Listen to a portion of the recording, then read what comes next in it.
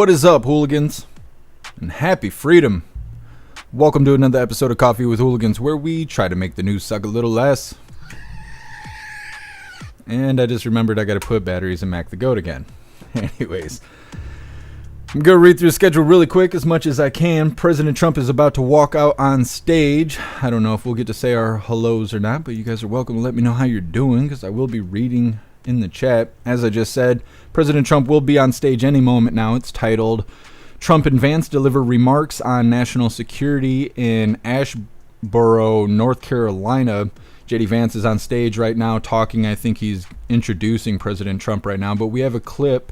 Yes, we have a clip of JD Vance speaking earlier. He was speaking at 1 o'clock about an hour ago. So we have a clip of that. We also got some news about Disney and some lawsuits coming up.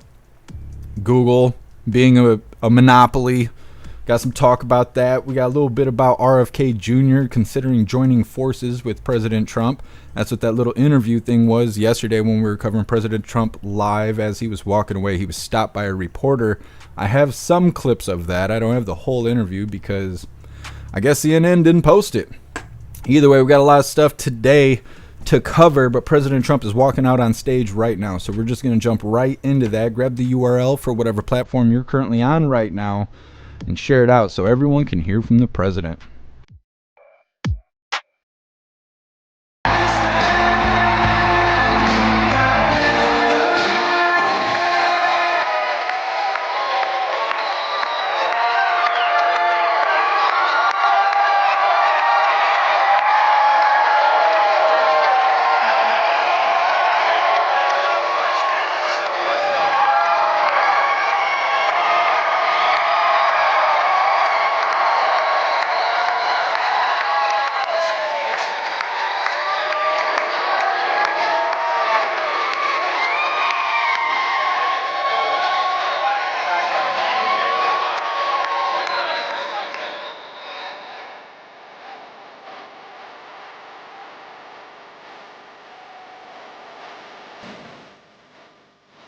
So I think this is President Trump's first rally outside since Butler, Pennsylvania. And I think they got bulletproof glass on the stage. I'm pretty sure that's what we're looking at. I know YouTube's going to be all pissed at me about these music playing and whatnot. I'm debating cutting YouTube off. We'll see how it goes.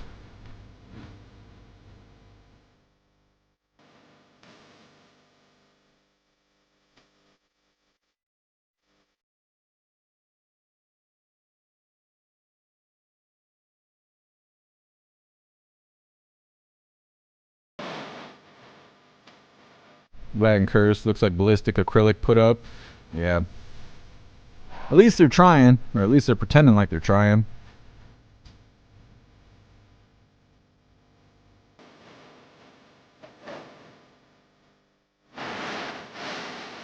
Don't forget, hit that like button over on Rumble.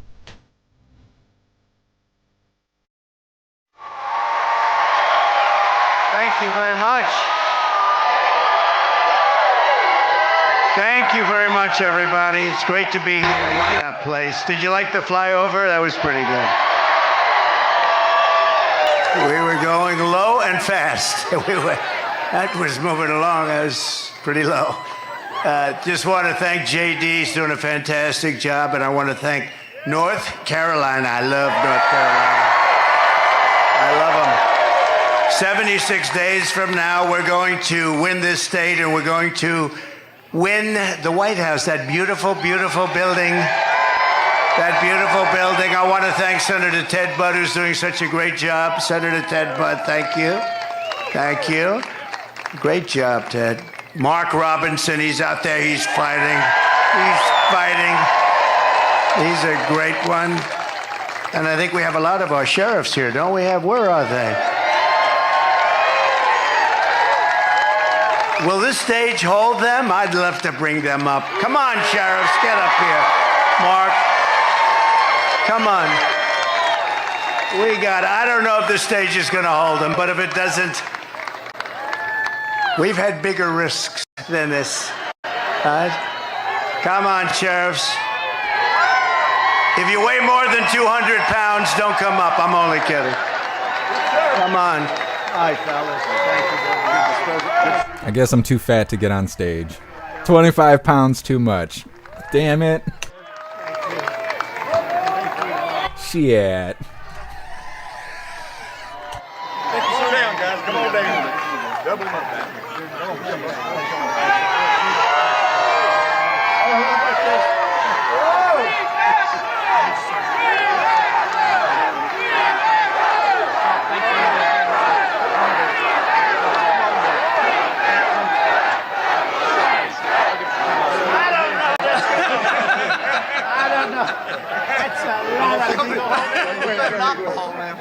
Thank you very much. Thanks, sir.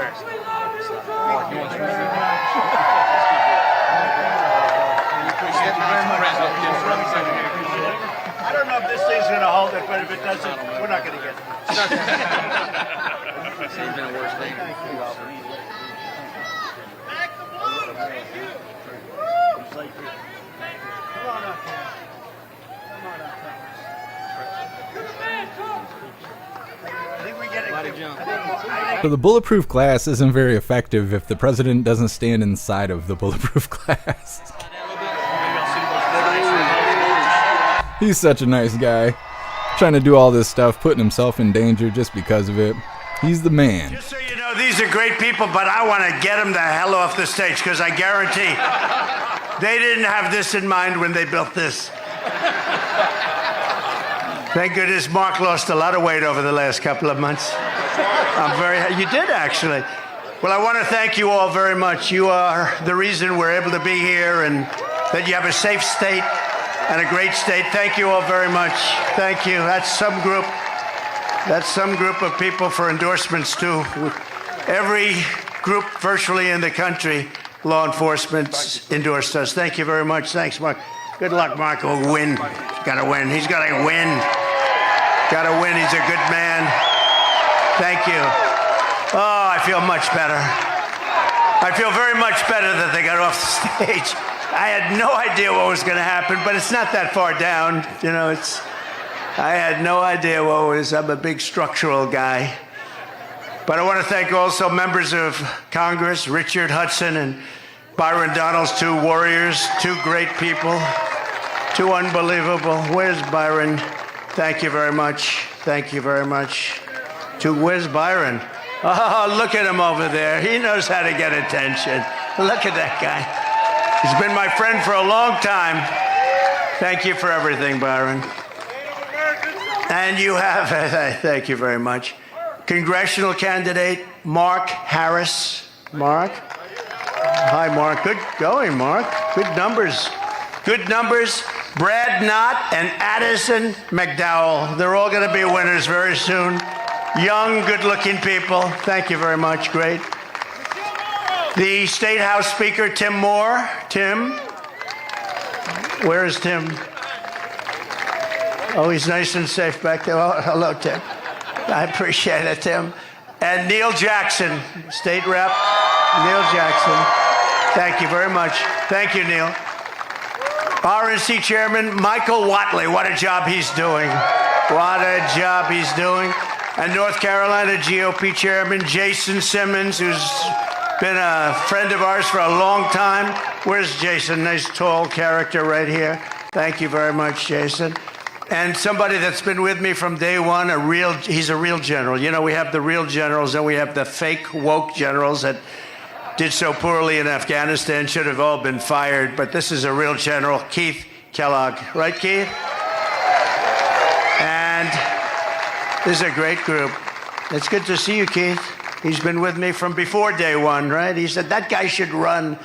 We got to get him to run. I like those guys. They were here before I ran. You know, there's quite a few of them, too. We have the front row, Joes, you know that? And very importantly, we have the most magnificent women. First time, you know, they travel all over the country to be with us for rallies. They're at close to a couple of hundred rallies. I don't know what their husbands are doing about this. This is a little crazy. Look how beautiful. And they're from North Carolina. And for a change, they don't have to travel so far, right? How far are you from here? 2 hours is nothing. It's a pretty big state, actually. Thank you very much. As always, you are special, special people, great women. They love our country. Before we begin, I want to address the massive scandal around the revised job numbers that were just announced this morning, a little while ago, just before I came up, I got to see them. And it really isn't a revision, it's a total lie. Total lie. There's never been any revision like this. They wanted it to come out after the election, but somehow it got leaked. It got leaked. Government leaks too. The Harris-Biden administration has been caught fraudulently manipulating job statistics to hide the true extent of the economic ruin that they've inflicted on America. The new data from the Bureau of Labor Statistics shows that the administration padded the numbers with an extra, listen to this one, 818,000 jobs that don't exist. So they said they existed, and they never did exist. They built them up so that they could say what a wonderful job they're doing. No, we've never had numbers like this. They don't exist. They thought they could do it sometime after, we have an election coming up very quickly, but they wanted this to come out after November 5th when it wouldn't have meant so much, but it came out a little early, so there's a patriot in there someplace, right? The real numbers are much worse than that, and Comrade Kamala, she's Comrade, the most radical left person ever to run for a high political office in our country, gets another 4 years, millions of jobs, and it'll vanish overnight. She gets 4 more years, you're going to see jobs vanish. Millions and millions will vanish, and inflation will completely destroy our country. We'll have inflation worse than they've given us. When I gave it to them, I had virtually no inflation, and now their number's up to 22, 23%, but their real number is probably 40 to 50% because a lot of the things in their numbers aren't included. I saw another one where the FBI releases crime statistics, and they weren't that bad. And then they left out little things like New York, Chicago. They left out various areas, and that wasn't so good. Your life savings will be totally wiped out. And if you put somebody like that in there with him, how about him? How about him? She'll destroy our country just like she destroyed San Francisco, just like she destroyed California. With the Trump victory, we will once again have the greatest economy in history. We're going to do things that are going to make us so great so fast. We're going to bring it back. We're going to make America strong again. We're going to make America great again. It's going to be fantastic. It's going to be fantastic. So I just want to thank you very much for your support, because I've always had fantastic support from you. Thank you.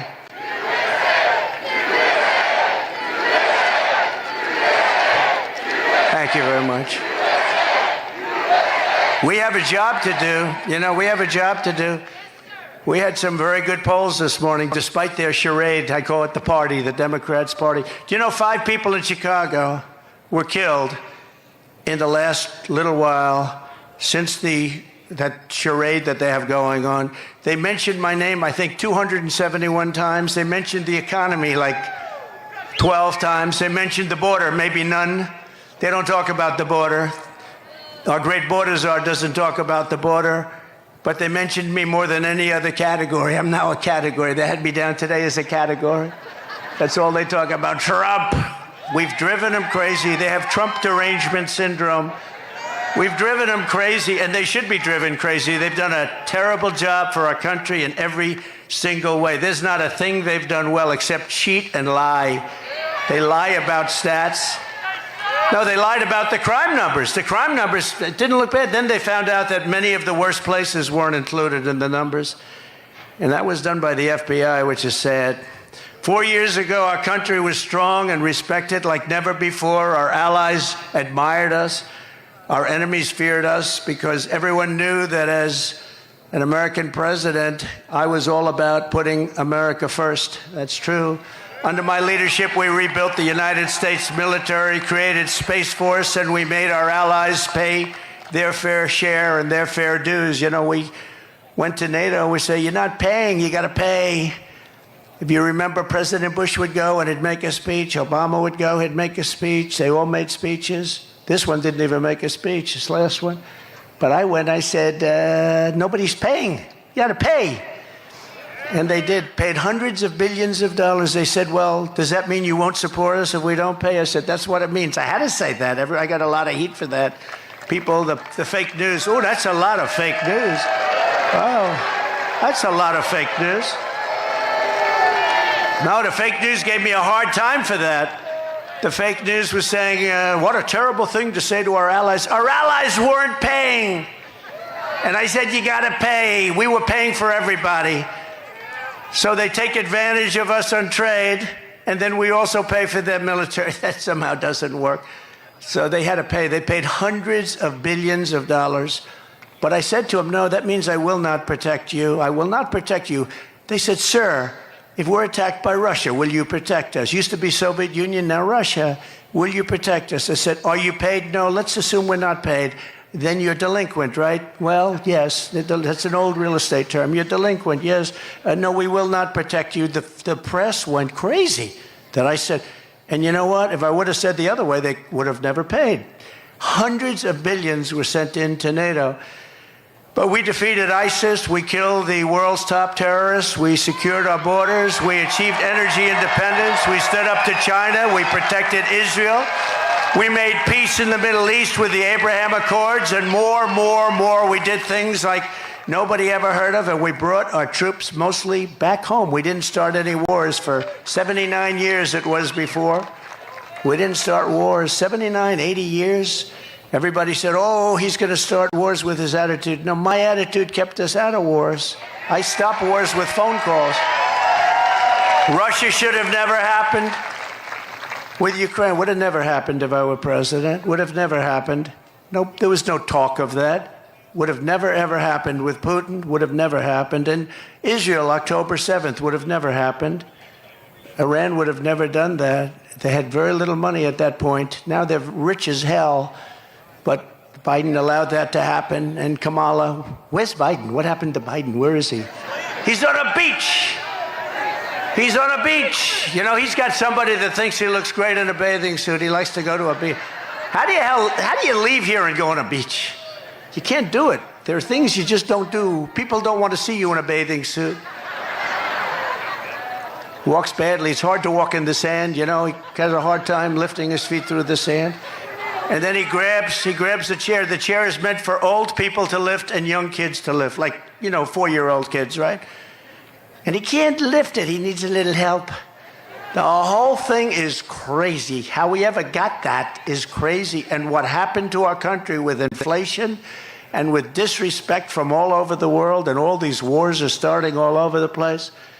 And we're very close to a third world war, and don't kid yourself, because they are laughing, but they're not laughing too much. You're a little worried about a certain person winning the election. We had some very good polls today.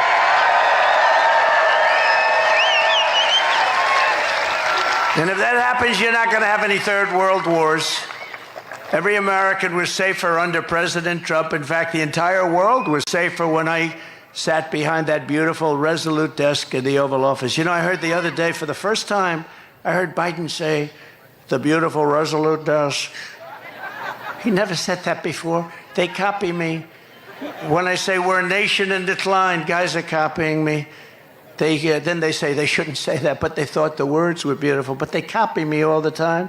In that case, it was Republicans that were copying me because they happen to be right, so I don't mind if a Republican copies me. Any of you guys want to copy me.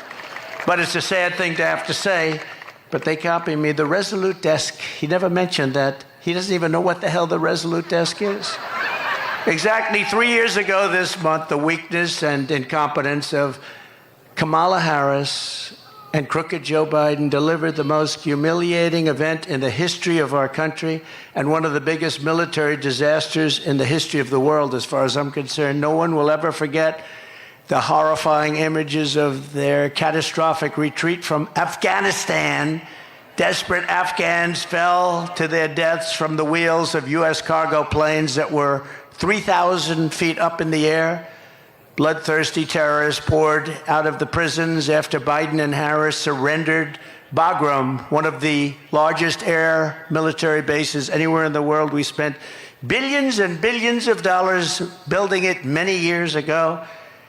And you know, it was important to keep it. I was never leaving that. I would have been out faster than them. I said, that's up. We were there for almost 21 years. And I said, what are we doing? What are we doing here? And we had no soldiers killed for 18 months while I was there because they knew, don't play around with our soldiers. They were killing them. They were killing them under Obama. Did you see Barack Hussein Obama last night? Take little shots. He was taking shots at your president. And so was Michelle. You know, they always say, sir, please stick to policy. Don't get personal. And yet they're getting personal all night long, these people. Do I still have to stick to policy? Sir, you must stick to policy. You'll win it on the border. You'll win it with inflation. You'll win it with your great military that you built that they gave away $85 billion worth of it in Afghanistan. Sir, you're going to win it on crime. The crime is running through the streets like never before. You're going to win it on all of these things, and maybe especially, I think two things, the economy, inflation, because I view them together, what they've done to inflation, and they caused it with energy. What they did with energy is so stupid. If we were there, our energy, we would be so dominant all over the world right now. We were already energy independent. I made you energy independent, but we would be energy dominant. We'd be paying back debt. We'd be reducing your taxes still further. We gave you the largest tax cuts ever. And a lot of good things were going to happen, but now we're just going to have to sort of call it a delay of 4 years. But these people don't have any idea what they're doing. You had 13 heroic U.S. service members were tragically and needlessly killed. I got to know a lot of the relatives, friends, and mothers and fathers of those 13 people. 45 others were horrifically wounded, and $85 billion worth of the best military equipment anywhere in the world was handed over to these people. In fact, Afghanistan is now one of the largest arms merchants anywhere in the world. Did you know that? They're selling our equipment at tremendous prices. They're selling our beautiful. We had 70,000 armored trucks, many of them armored trucks and vehicles. Think of this. We had 700,000 rifles and guns. I actually say, what the hell did they need so many for? 700,000 rifles and guns. We had goggles, brand new, right out of the box. You know, they didn't fight at night because they never had goggles, right? Good fighters. They never had goggles. Now they have brand new goggles, all left by the Biden-Harris administration. Gave them billions and billions of dollars, just gave it to them, and now they sell that equipment because they don't need 700,000 rifles. They need 20,000, little difference. They don't need 70,000 vehicles. They need 500 vehicles. You have to ask yourself, who bought all that stuff in the first place? Who bought it all? How disgusted we're all, when we see, all of us are, when we see 3 days ago when we viewed their parade, our military equipment running down the middle of their main avenue, brand new, beautiful, armor-plated trucks, tanks, and vehicles running down the middle, and they're all celebrating because we have stupid people running our government, and she'll be worse than Biden because he wasn't really a believer, but she's a radical left believer. She ruined San Francisco. She ruined California. And if she gets in, our country doesn't have a chance.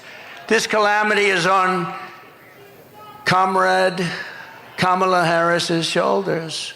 I think her name will be Comrade because I think that's the most accurate name. You know, I've been looking for a name. People are saying, sir, don't Comrade. know all my names. They've all worked. They've all been very successful. And I really didn't find one with her. Sir, she's a woman. I said, so is Hillary Clinton. I called her Crooked Hillary. So nobody complained about that, right? Right? Mr. Governor, nobody complained about that. No, I called her Crooked Hillary. I call people names. I call crazy Nancy Pelosi crazy because she is. She's nuts. You know, Biden is really angry. You know, he's very angry. He was so angry the other night, he's like seething. You ever see a guy make a speech? There's such anger and so uncomfortable, just shouting, yeah. But he's terrible. He's just terrible. Should have never been there. We all know that. Should have never been there. What they've done to this country is incredible. But she bragged that she would be the last person in the room, and she was. She was the last person in the room with Biden when the two of them decided to pull the troops out of Afghanistan. And by the way, pulling them out was absolutely right. I was going to do it. I'm the one that got the soldiers down to 5,000 people. I was going to do it, but we were going to get out last. You don't pull the soldiers out first. You let the soldiers stay last. And the head of the Taliban respected me, Abdul. I had conversations with him. After my conversations, not one soldier in 18 months was killed. But you pull the soldiers out last.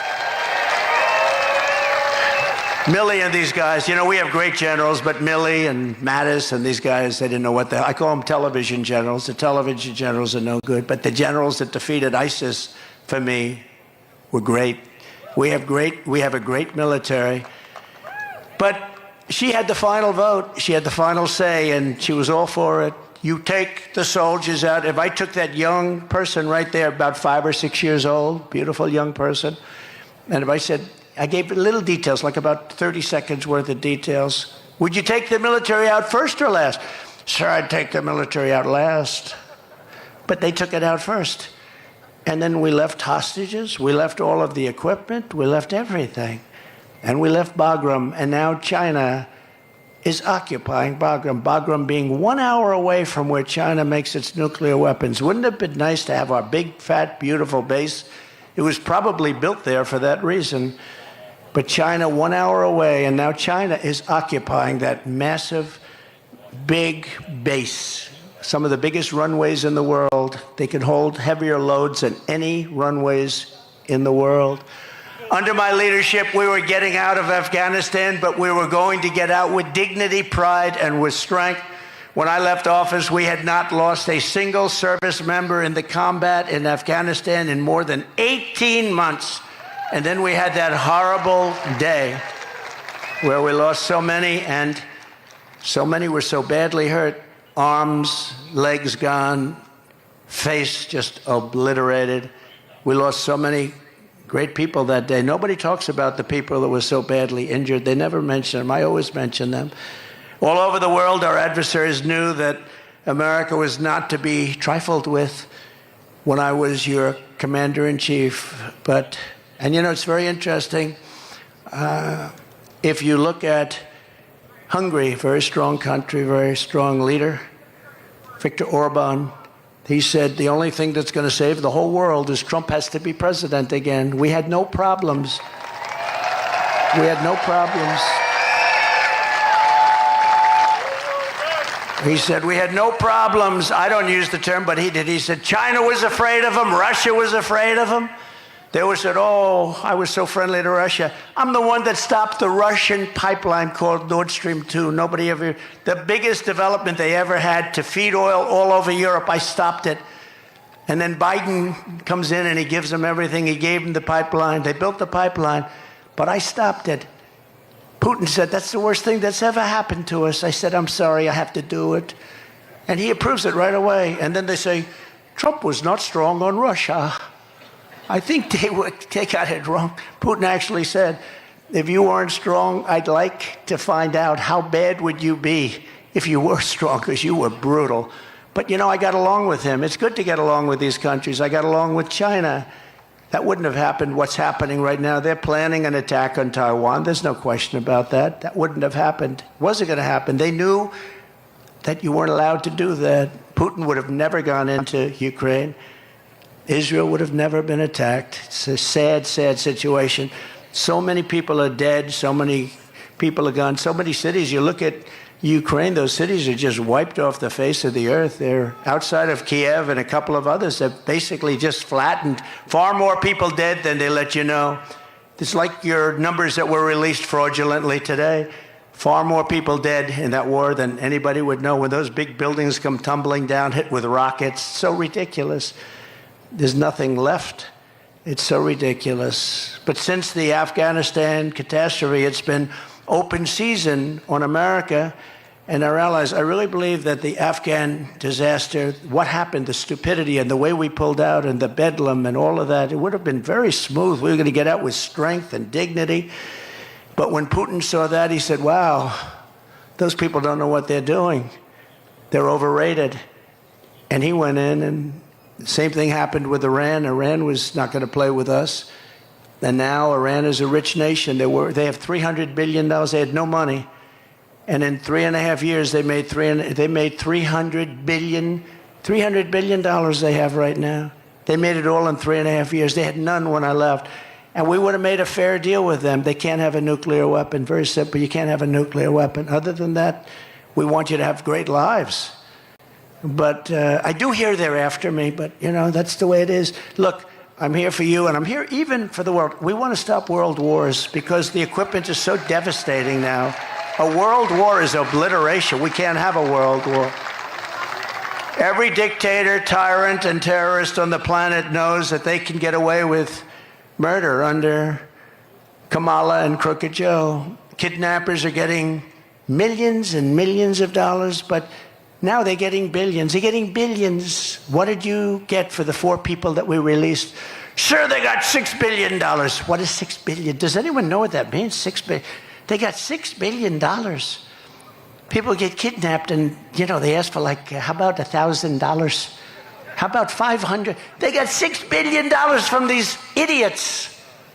And you know what happens? When that happens, a lot of people are going to get kidnapped because they say, we're dealing with stupid people.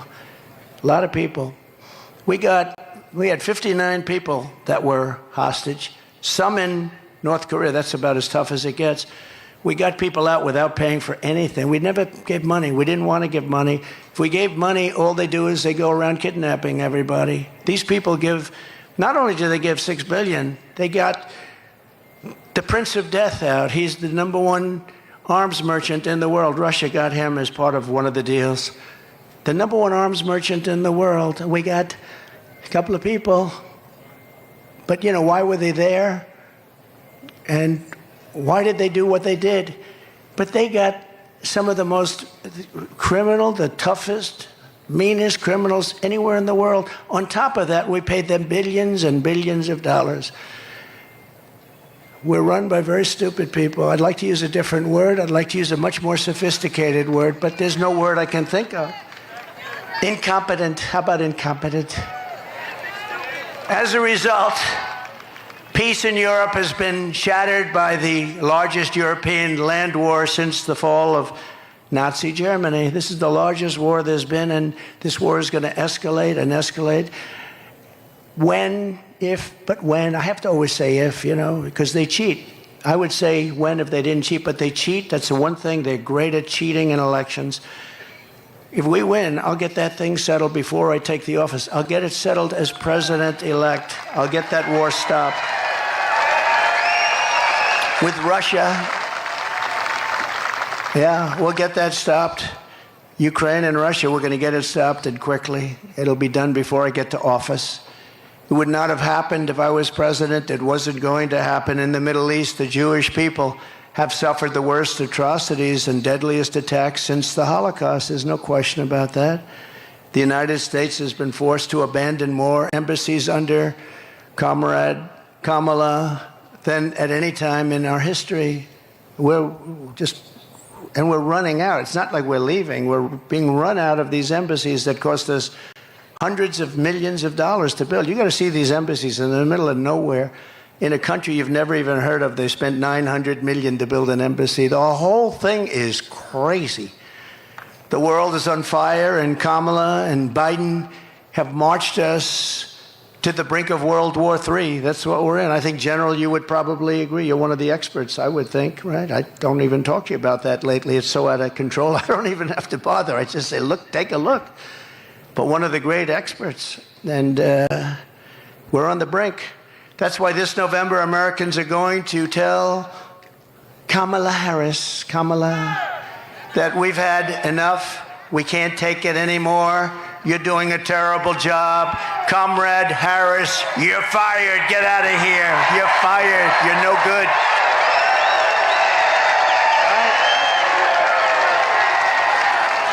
You're fired.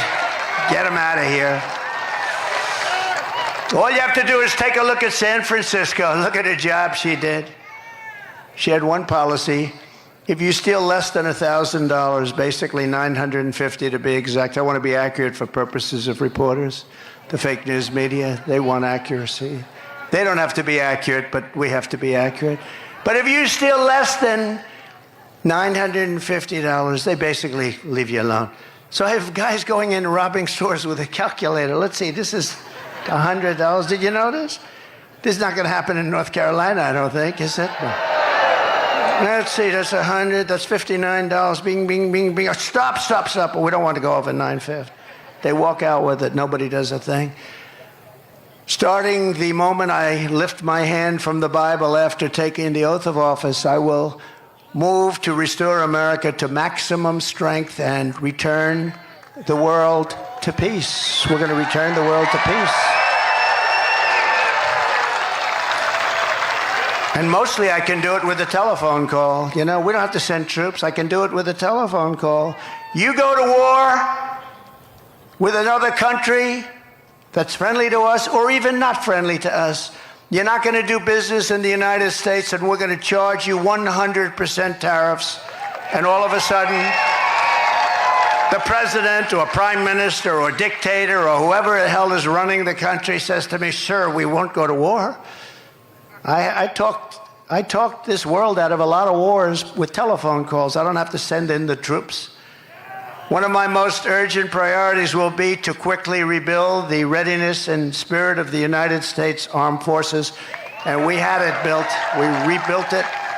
We rebuilt the whole military, but it was decimated under this group of stupid people. You know, we had so much, when I came in, we had no ammunition. Did you know that? Remember? I used to talk about it. And I said, if it's true, which it was, why would you say that? We had people on television, well, the United States has no ammunition. You know, some things you just keep to yourself, right? Do you remember I used to, from North Carolina, do you remember I used to talk about that all the time? Those are my best witnesses, those ladies. There's about 40 of them. They're all over the place. And they're always perfectly coiffed and perfectly dressed. They're beautiful and they're great. But no, I used to talk all the time. If you have no bullets, I can ask this group of leaders, you don't talk about it, but you get the bullets really fast, right? So within a year, I had so much that our warehouses were stocked to the gills. We never had so much. I bought so much, missiles, everything. I rebuilt our military. But that's been all dissipated now again because we give it away to everybody and for nothing. I mean, they don't do anything for us. We don't get anything. We don't even get a pledge that we'll pay you back someday if we have the money. How about that?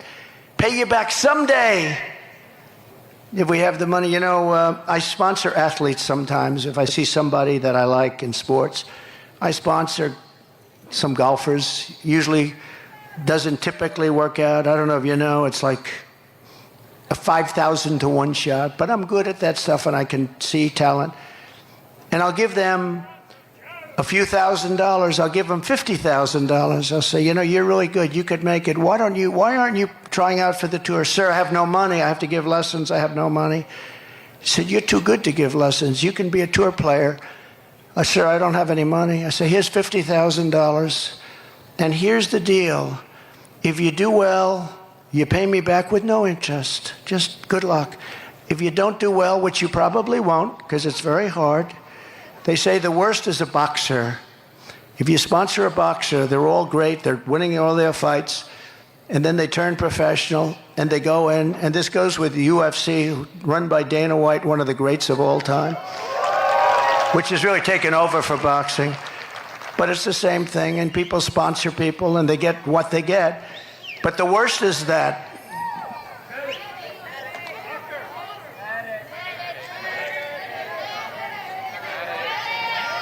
what's wrong? Oh. A doctor, please.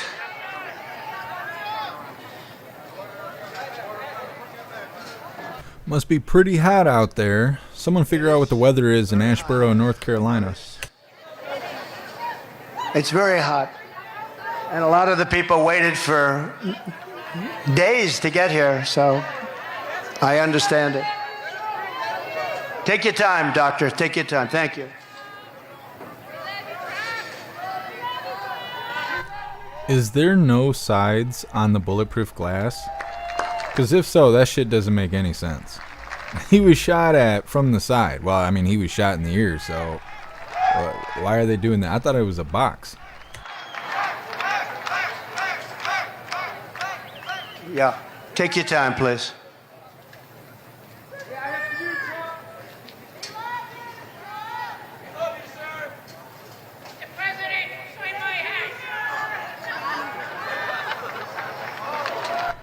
Mr. Beans Beans, 72 degrees. It's not too bad out there. I wonder if it's got high humidity. Oh, 51% humidity. I don't know. This guy should have been drinking some water. I don't know if it's a guy or a girl. I can't tell yet. President Trump going over there. What is the bulletproof glass for? They don't need the bulletproof glass. It's ineffective when it's left on stage. If that's what it takes to meet President Trump, my ass would be fainting in the crowd too. Just, oh no, someone call President Trump over here. I need my hat signed real quick. I'm sure that person's not faking it, but I would be. I'd be like, here's my card, buddy. Call me up.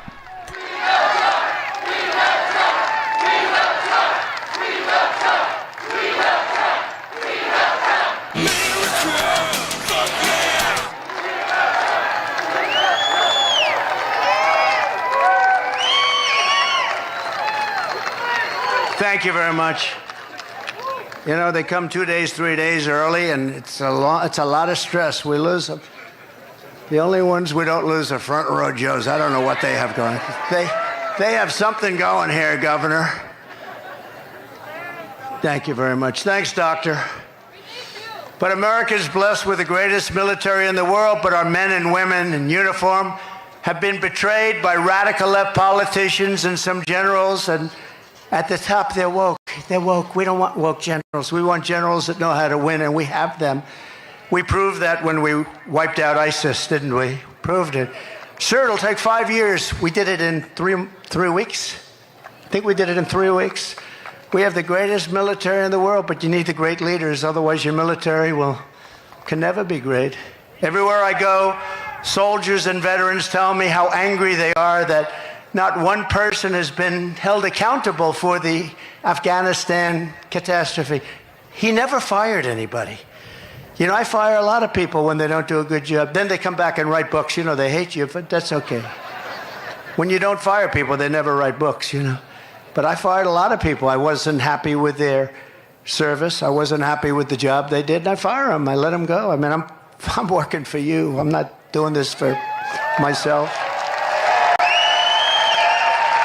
But when you fire them, they always come back with something. And now nobody's ever been in the position where, you know, they get offered all sorts of money from the fake news and everything else, and fame. We're going to make you famous. All you have to do is make up some stories about Trump. But people don't seem to care. It's phony stuff, phony, horrible. They're lightweights. They're terrible people. You know, when I came, don't forget, I didn't know anybody in Washington. I'm president of the United States. I'm going down Pennsylvania Avenue with the biggest load of military and police and motorcycles and everything you've ever seen.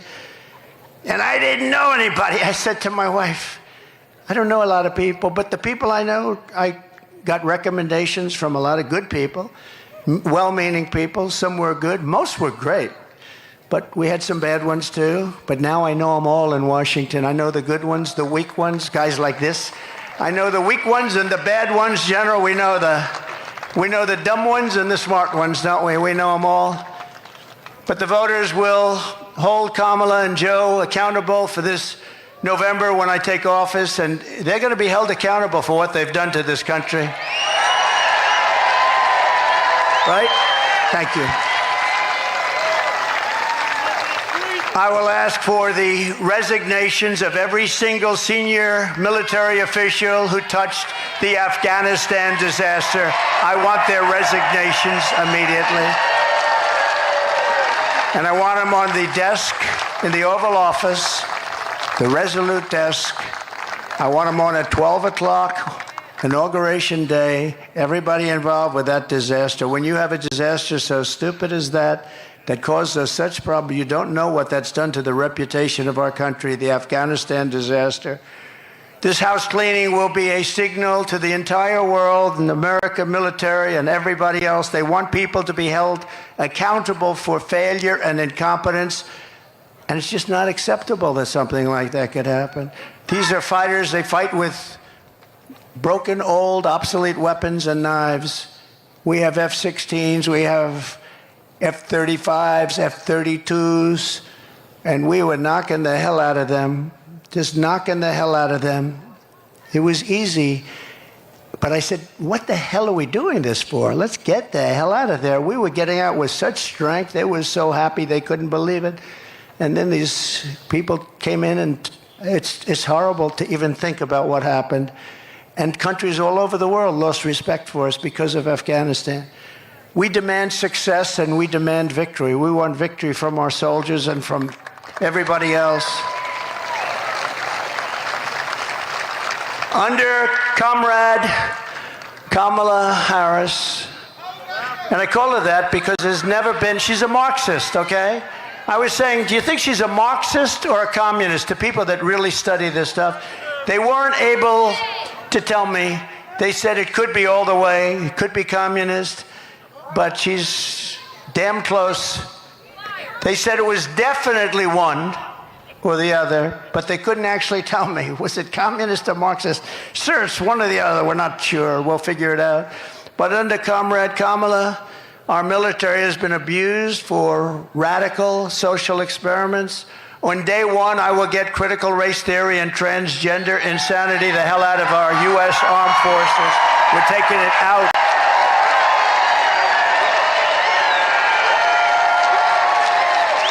Our warriors should be focused on defeating America's enemies, not figuring out their genders.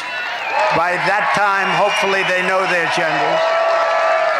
Marxist ideologies have no place in combat. Think of it, they go in and they decide, oh, they're going to change my gender. No, we want them to know their gender when they go in. You have no idea the disruption that has caused, and the fake news refuses to report it. You know, when I did a ban, I went to a lot of good generals. I said, I'm not going to tell you names. Just tell me, is it the right thing or the wrong thing? The wrong thing, sir. It's the wrong thing.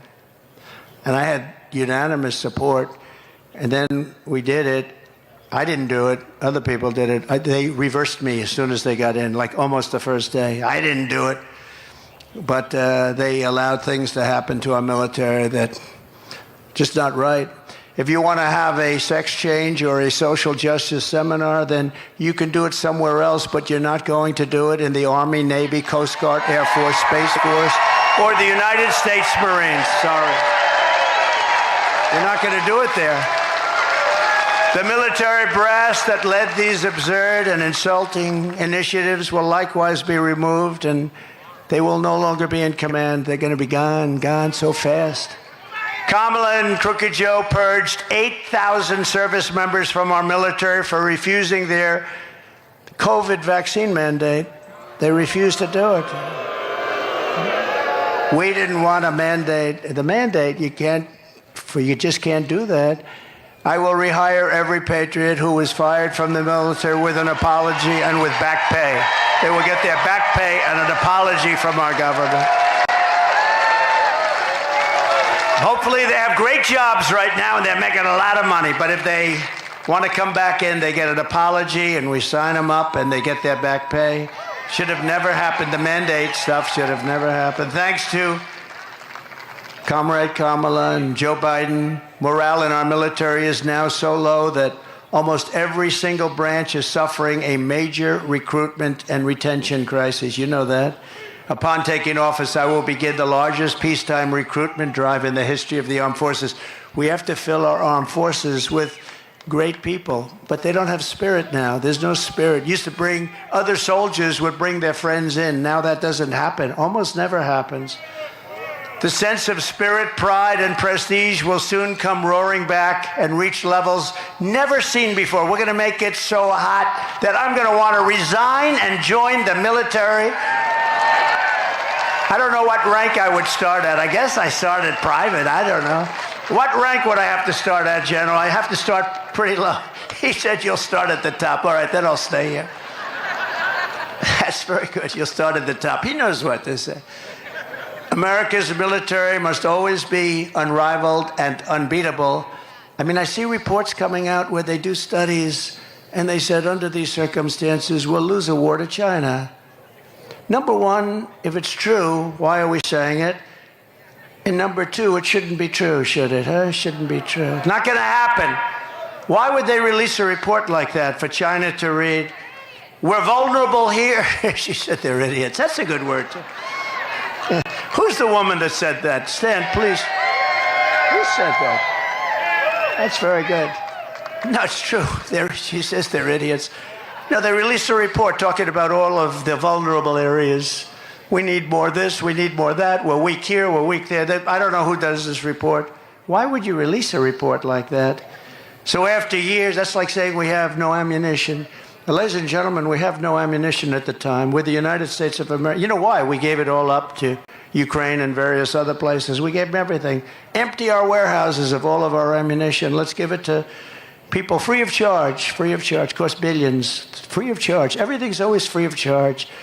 So after years of horrific depletion with the comrade, sending our missiles and airplanes, ammunition to other countries, I will make a historic investment in rebuilding the U.S. Armed Forces. I did that once before, but I have to do it again because they've depleted it, just like they've depleted the strategic oil reserves, you know? We have the strategic, in all due respect, it's not for filling up your car so that you have 4 cents a gallon less and that you vote for Crooked Joe.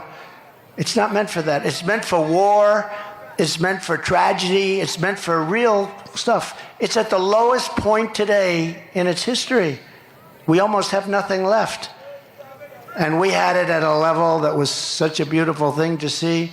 We will increase funding, but at the same time, the days of blank checks for the weapon systems over the past are over. I tell you what we will build, though. We're going to build a great iron dome over our country so that we don't have to get hit. We give it to other countries. We help Israel and other countries. And Ronald Reagan wanted it many years ago, as you know, but we didn't really have the technology then. He was right, but we didn't have the right technology. Today we have unbelievable technology. And, you know, we have other countries that have it. This country should have it. And we're going to make it right here, and we're going to make it in other of our great places. But a lot of it's going to come right out of your state. It's time to create the arsenal of the 21st century. We need that. That means aggressively shifting funding to keep America on the cutting edge, investing heavily in drones and robotics and artificial intelligence and hypersonics. Do you know, hypersonics, these are missiles that go 7 times faster than a fast ordinary missile. 7 times faster. So fast that for the most part, you can't shut them down and you can't shoot them down. They're going at levels of speed that nobody thought was possible. Do you know, that was our technology that was stolen by Russia. And Russia has them, and I started them very quickly. But somebody gave Russia, years ago, before me, all of our plans and specs for hypersonic missiles, and they built them, and we didn't. He said Bill Clinton. It could be. It might have been, in all fairness, might have been a little after Bill Clinton. I used to like Bill Clinton. Can you believe it? It could have been Barack Hussein Obama, perhaps. We should ask him. Now, he was very nasty last night. I try and be nice to people, you know, but it's a little tough when they get personal. Please, again, remember, please, sir, don't get personal. Talk about policy. Let me ask you about that. We're going to do a free poll. Here's the 2 questions. Should I get personal? Should I not get personal? Ready? 1 for yes, 2 for no. Should I not get personal? I don't know. My advisors are fired. No, we'd rather keep it on policy, but sometimes it's hard when you're attacked from all ends. I mean, they want to put you in jail for nothing. For nothing. For cases that the legal scholars all over the country have said there is no case, and they want to put you in jail. And I could have done that to Hillary Clinton. I could have put her in jail. She turned away subpoenas and she damaged stuff and she wouldn't give things after a subpoena was sent. After. From the United States Congress, I said to myself, we want to bring the country together. Wouldn't it be terrible to put the wife of the President of the United States in jail? Wouldn't it be terrible? And then I come out and they do it to me. And there's no feeling as, wouldn't it be terrible? But we won the big case in Florida. That was totally won. And Biden didn't. You know, Biden documents, I had the Presidential Records Act. I had a right to do whatever I wanted to do. That was passed in like 1978. But Biden didn't have a right to do it because he wasn't president. And he was there for 50 years. He took stuff. And the ruling was basically he's guilty as hell, but he's got no memory. He's a nice man with no memory. Actually, they're wrong. He's not a nice man and he has no memory. He's not a nice man at all because he started weaponization. And weaponization is a double prong that can come back to haunt them too. It's a terrible thing for our country, I can tell you. A terrible thing for our country. We need a dramatic increase in research. We need a very dramatic increase in development. And in so doing, we will create countless American jobs, including jobs right here in a place called North Carolina. Do we love North Carolina?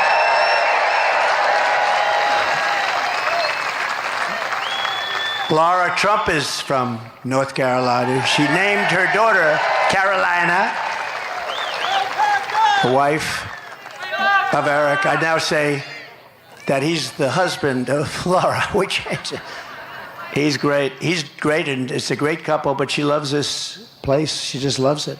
She's here all the time.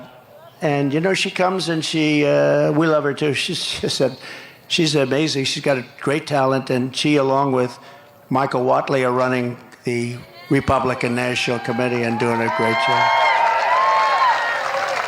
You know, a lot of times when you do that, they'll say, oh, family. Let me say, this is not a job that this is a tough job. And our primary focus is not to get out the vote. It's to make sure they don't cheat. Because we have all the votes you need. You can see it. Every house along the way has signs. Trump, Trump, Trump, Trump, Vance, Trump, Vance. And by the way, Vance is doing a great job. Vance is doing a great job. Look at that beautiful red Vance. No, but these signs are all over the place. I see it everywhere, no matter where. In Florida, they're all over. Because people want to see common sense. You know, we're the party of common sense. It's not conservative, liberal. They don't want to be called liberal anymore. They want to use progressive. We're progressive. Progressive. I think liberal is more appropriate. Progressive is such a beautiful word, right? You know, it's progressive. Progressive means go forward. They don't go forward. They go backward. As we rapidly rebuild American deterrence, we will quickly restore peace and stability in our country, but all over the world. Will make our country a much safer place. We're in grave danger of a war, a third world war, I tell you, before I even arrive at the Oval Office. And as I said, we're going to do things that are going to be shocking to people. But what I'm going to do more than anything else, I'm going to get things in line, and we're going to prevent that World War III. And if you look at what's going on with Ukraine and Russia, if you look at now there's an incursion into Russia, then there'll be another incursion the other way, then and then all of a sudden bad things will start to happen. They're already starting. By contrast, if Comrade Kamala wins this November, World War III is virtually guaranteed to happen. Everything she touches, she destroys. Everything that she's touched, you look at her life. She was district attorney in San Francisco. The place went to hell. It's the best city in the world, probably 15, 18 years ago, 20 years ago. Maybe in the whole world, it was one of the best cities in the world. Then she becomes the Attorney General of the state of California. That place went to hell. It was helped by Gavin Newsom. Newsom helped, but she was terrible. And it's crime-ridden, and you can't walk down the sidewalk anymore. It's just unbelievable what's happened to that state. So sad. best weather, beautiful ocean, beautiful, everything is good, but they've just let it go to hell. And she's going to do the same thing to the United States. And when she says, I'll let you frack, her whole career she said no fracking, Pennsylvania in particular, no, because they get tremendous wealth from fracking. They're going to be stopped, 100% they're going to be stopped. She just changed her view a few months ago. You got to see, she ran against Biden. There were 22 people running. She was the first to leave. She quit because she went down like that. And she was the first one out. She never made it to the first state in the primary. She never made it to Iowa. Never made it to Iowa. She didn't get one vote. And she still hasn't gotten one vote. And she won't have one vote. Think of it. Biden, I'm not a fan of Biden. I think he was terrible. A terrible president. What he did to our country, you look at him with the planes and the stairs and the falling all over the place, and he had no idea what the hell was happening. He couldn't find his way off a stage. A stair here, stair there, stair. I got stairs all over the place. He'd finish his speech, he'd look around, where am I? His speeches lasted, the nice part, it was good in the hot sun because they lasted for about 2 minutes and he could go home. But nobody would come anyway. But we can't let her, she's much worse than him actually, because she's actually more radical. He never believed it. He just did it for votes. I don't know why you'd get votes by having open borders. She wants open borders. If she became president in 4 years, you'd have 60 to 70 million people from all over the world. And it's not just South America. And remember, they're releasing them from their jails and their prisons. They're coming out of jails and prisons and mental institutions and insane asylums. Then we have hundreds and probably thousands of terrorists that have come into our country. We probably have a few here. Welcome, welcome. But we probably have a few here. And she's all for it. And now she's saying, and you see what she's saying, well, the wall was largely built. We were adding space onto the wall. We built hundreds of miles of wall. I actually took it because Congress gave us a hard time and the Democrats were brutal. We had 11 lawsuits and we won all 11, but I took it out of the military. I called it an invasion of our country. It was an invasion. And we built hundreds of miles of wall. And then I was going to do 200 extra. We ordered it. It was there. And we had that rotten, horrible election, where we did much better than we did the first time. And bad things happened, and all of a sudden, I hear that they want to have open borders.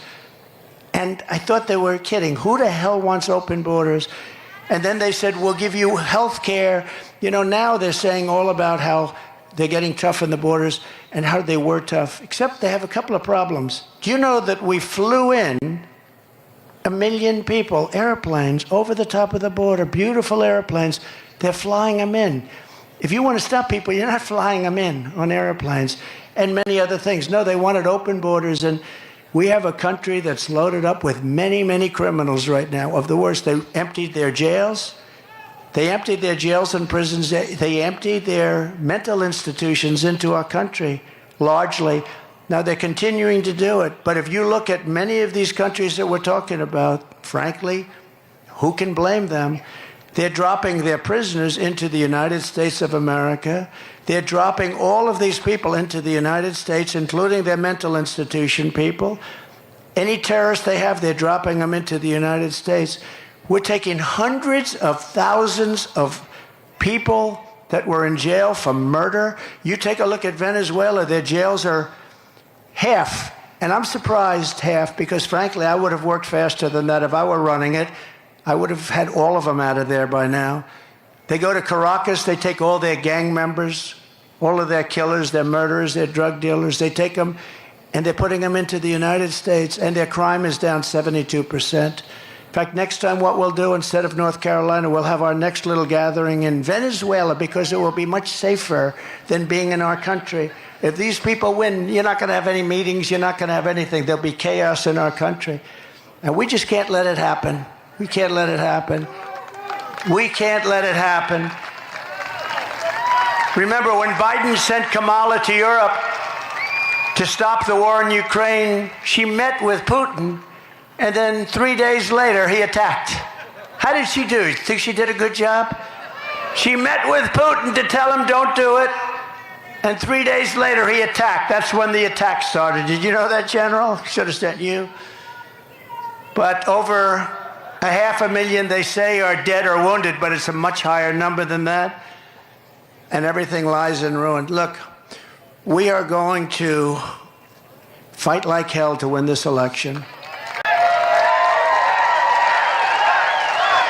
They are going to cheat like hell to win the election because they have no bounds. They have no bounds.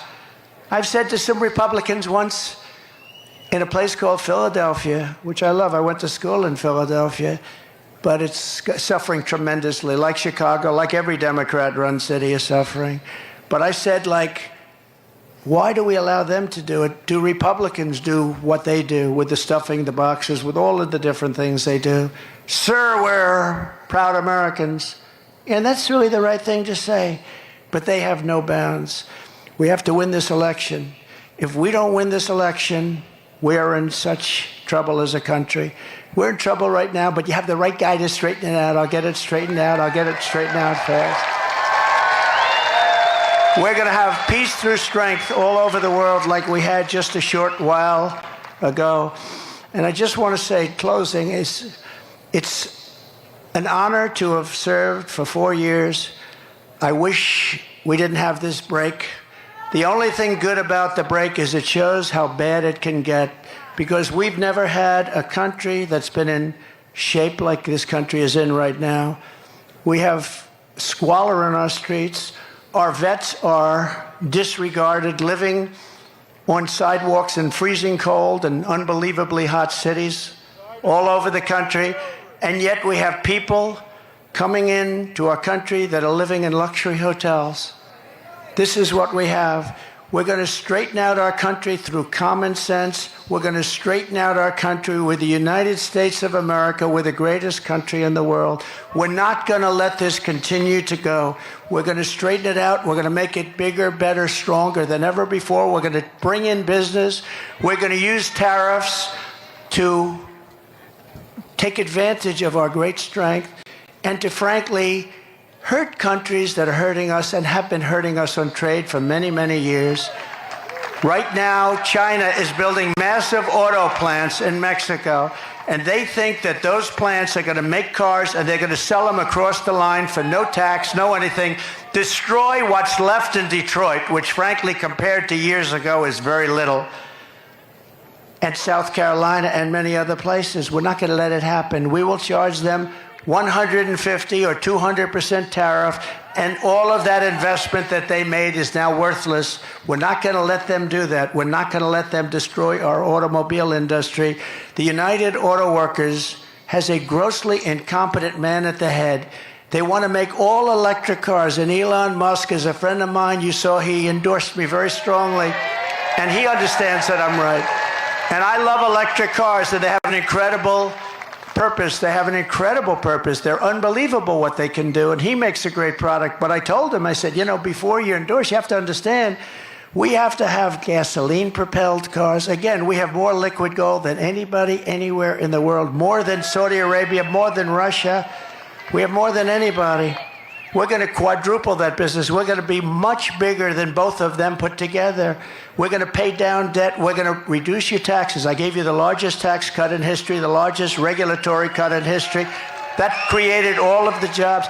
And when Biden talks about jobs, by the way, because they lie so much, the jobs he created, almost all of them, almost 100%, people say more than 100%, went to illegal aliens. The other, remember this, the numbers sound good because they're called bounce-back jobs. We had a pandemic. People were laid off, and then and this is common for ages, when a pandemic goes, you have bounce-back. The businesses, and had we not done what we did with money, probably some of you benefited, but we would have been in a 1929-style depression. We did it just right. The problem is, they came in, they no longer needed money. We gave them a country that was fixed, and more people died during Biden. Think of that than died during us from COVID. Many more people died during them. But think of this. We gave them a country, and they blew it because they took so much. They took trillions and trillions of money. They kept feeding it. And that's what caused, along with their bad energy policies, that's what caused this tremendous inflation, which is destroying the people of our country. And frankly, it's contagious. It's all over the world. But we're the ones that started it with their bad policy. So we're going to work very hard. We've got to win. We've got to win this state. This state is a very, very big state to win. We've won it twice, and we're going to win it again. I said to a couple of the people, I said, so let me ask you, how are we doing compared to 4 years ago and 8 years ago? They said, sir, you're much hotter, you're more popular. I hope that's true. But we won it twice. And all I can do is pledge to you that we're going to do a great job for North Carolina. We're going to do a great job for the United States of America. We put America first, and we're going to make America great again. Thank you all very much. Thank you. Thank you very much, everybody.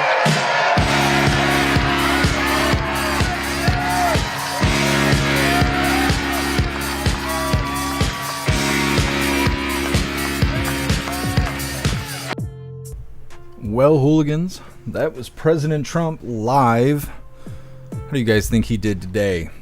Thought he did awesome. I feel like he kept the energy high throughout the entire speech. I do question the bulletproof glass, though.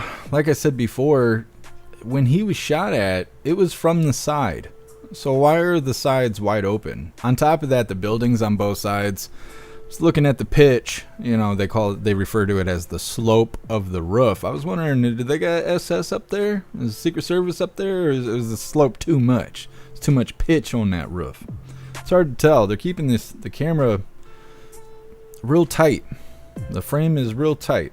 And I think it's weird. The last couple lives we've covered President Trump, I've noticed that I keep mentioning the camera person. I think they got a new camera guy. Yesterday when we covered him live, they had the camera so close to his face you could see the pores of his face. I don't know why they're doing that, but either way.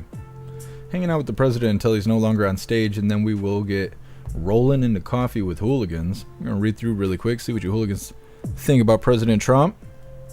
Snooks, I think he was feeling better today. Yeah, a lot of people were saying he was sounding tired, looking a little tired yesterday. But he did an interview with Theo Von, and I don't know what time that happened yesterday. So I think there's a lot of stuff that goes on in his day that we don't know about.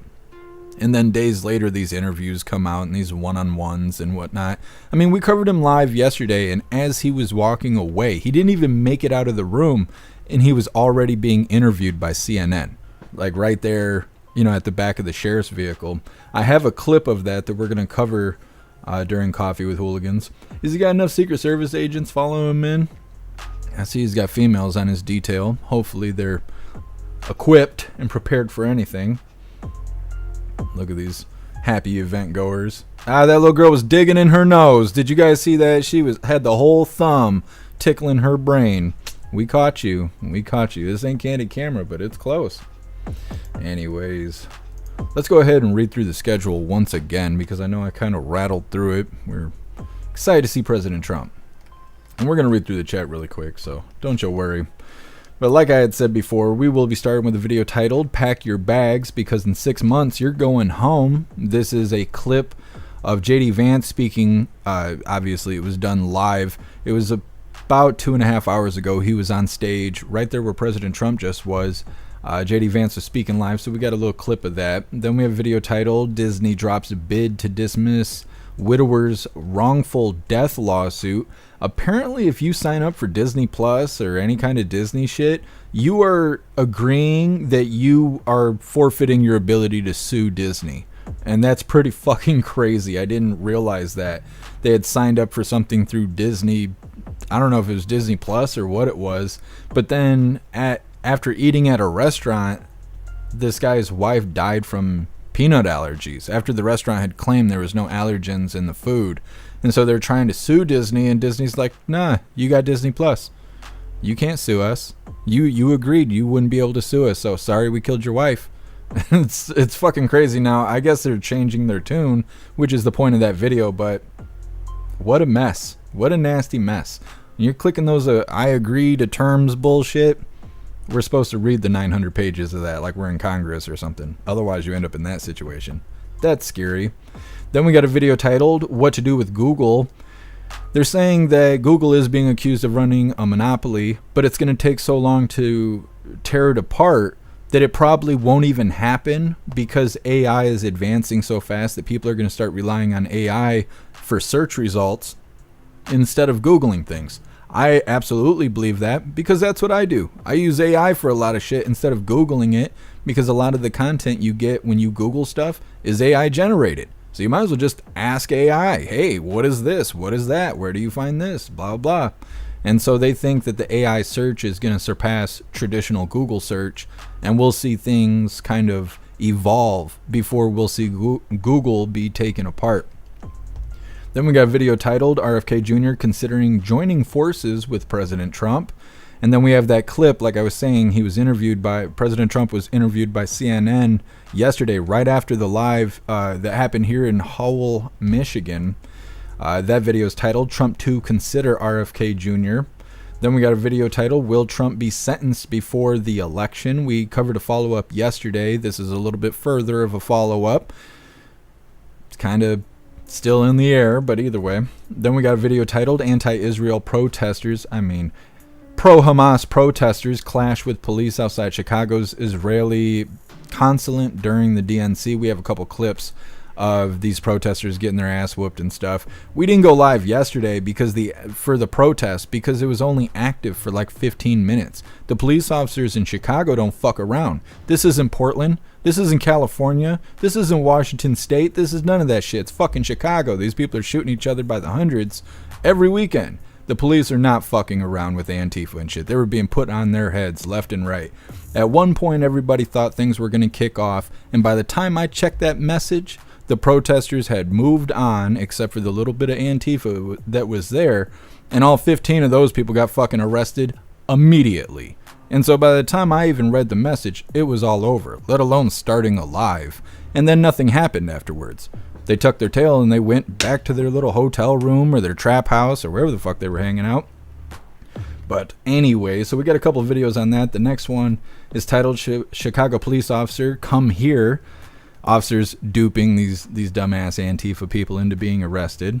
Then we got a video titled Look at all this joy pouring out of the DNC tonight.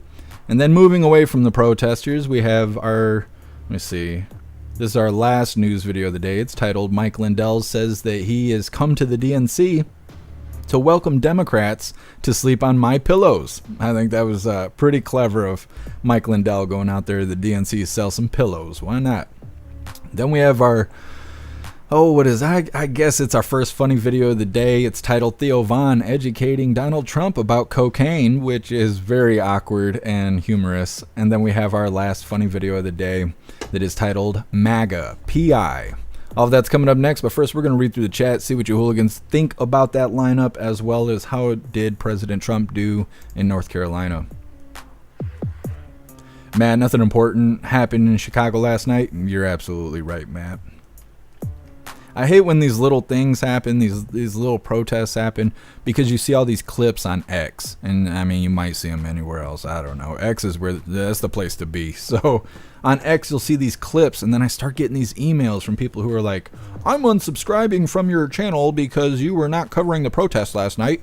It would have taken me longer to set up the live than people were actually getting arrested. Like, I mean, it's ridiculous, but I get tired of that fucking hate mail every damn day. I get so tired of it. Anyways, Breeze by You, Trump rocks. I think so too. Sam, yeah, the only streamers that are on YouTube were Antifa. Yeah, well, that's all that was able to be in the streets is Antifa. When big protests like that happen, when there's a lot of people, you can't really get in there unless you're Antifa. So if you see camera people face to face with Antifa and they're not getting fucked up, it's because they're one of them. That's the easiest way to tell. They're one of them. And I love when people question me on that shit. I've been doing this shit for fucking years. I don't know why I don't have the accolades that I deserve for all this fucking work that I do. But when it comes to Antifa and protest, I absolutely know what I'm talking about. Mr. Beans and Beans Disney Plus can go suck a nut. Yep. Yeah, it's crazy. Disney's I don't know what it is, policy agreement that you can agree to how, like, just, it makes me wonder, what all can you put in a contract? Can you just write anything, and if that person agrees to it, they've now forfeited all their rights and shit like that? Is that how it works? Are contracts that fucking strict and have so much authority? I've never seen contracts like that. Like, sorry your wife died, but you can't sue us even though it's our fault. Crazy. It's crazy. Breeze by You, Walt Disney work with the CIA and MK stuff? No, that makes a lot of sense, Breeze by You. Yep. I wonder how much his Nazi memorabilia crap is worth right now. Like the Mickey watches with the swastikas and all that, or like President Trump calls them swastickers. I wonder how much that stuff is going for on eBay these days. Sam, arbitration. See, and I don't know what that is. Now I gotta Google some stuff. I want to be smart like you, Sam. Try and be like you, buddy.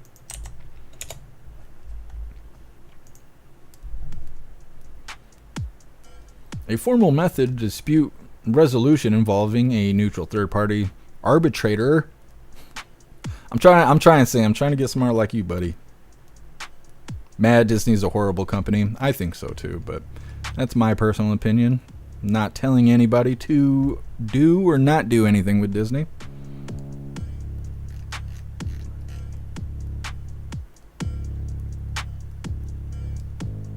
Oh, I appreciate you, Snugs. I try. What's up, Santamp? Happy freedom to you. True American. It's like the South Park episode with the human iPad. Yeah, the human Sentai pad.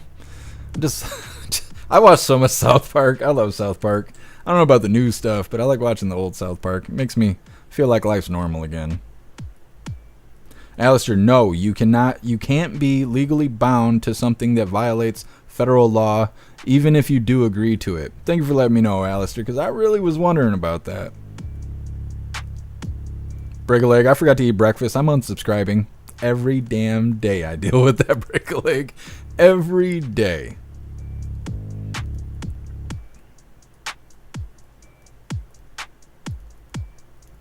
Rip Curl, likely because he had the threats from the sides covered. That's what I was thinking too, Rip Curl. There was some hooligans on Kick that were concerned about the woods in the background because there was trees and stuff. But I was thinking is the glasses on the front and the back in case shots came from the crowd or if they came from the woods. And then they must have had Secret Service on the, well, see, I guess in my own still image here. Oh, you can't see it. There you go. If you look on top of the roof there, which is to the right of the stage that President Trump was on, it looks like somebody's standing up there. So I assume that's Secret Service. I mean, I can only assume.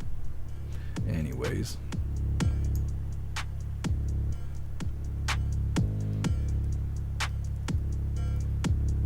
Wayward, the one YouTuber from Portland, had feds following him around Chicago. Yeah, if it's who I think it was, he didn't even hack it to become Antifa. Alistair, working on a video game, need to figure out this AI thing. It would help. Alistair, I'll help you do that stuff. I mean, I'm not real great in any of that, but I'm willing to help, and I know a little bit of stuff. Could definitely help you with the audio for the video game. I had to do that when I was in school. It was awesome. True American, the old South Park does make me feel normal again, too.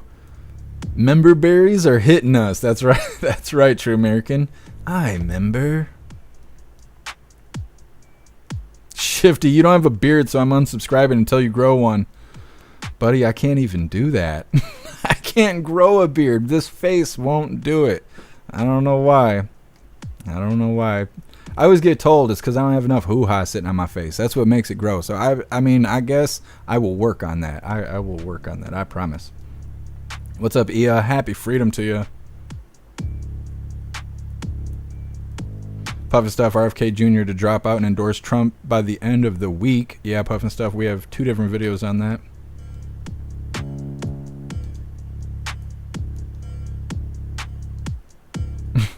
Pumpkin, here, I got you a bunny. The store was out of accolades. Well, thank you, Pumpkin. I really appreciate it.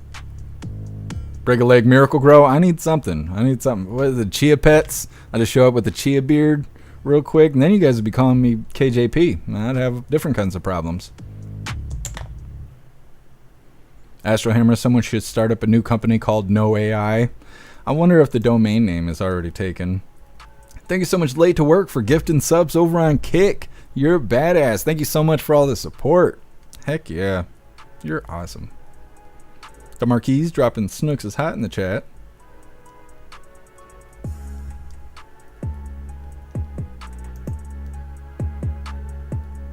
Killer J, in your 50s, maybe you'll have a beard. Maybe. That's all I got for hope. That's all I got for hope right there. I'm like, there might be a chance. There might be.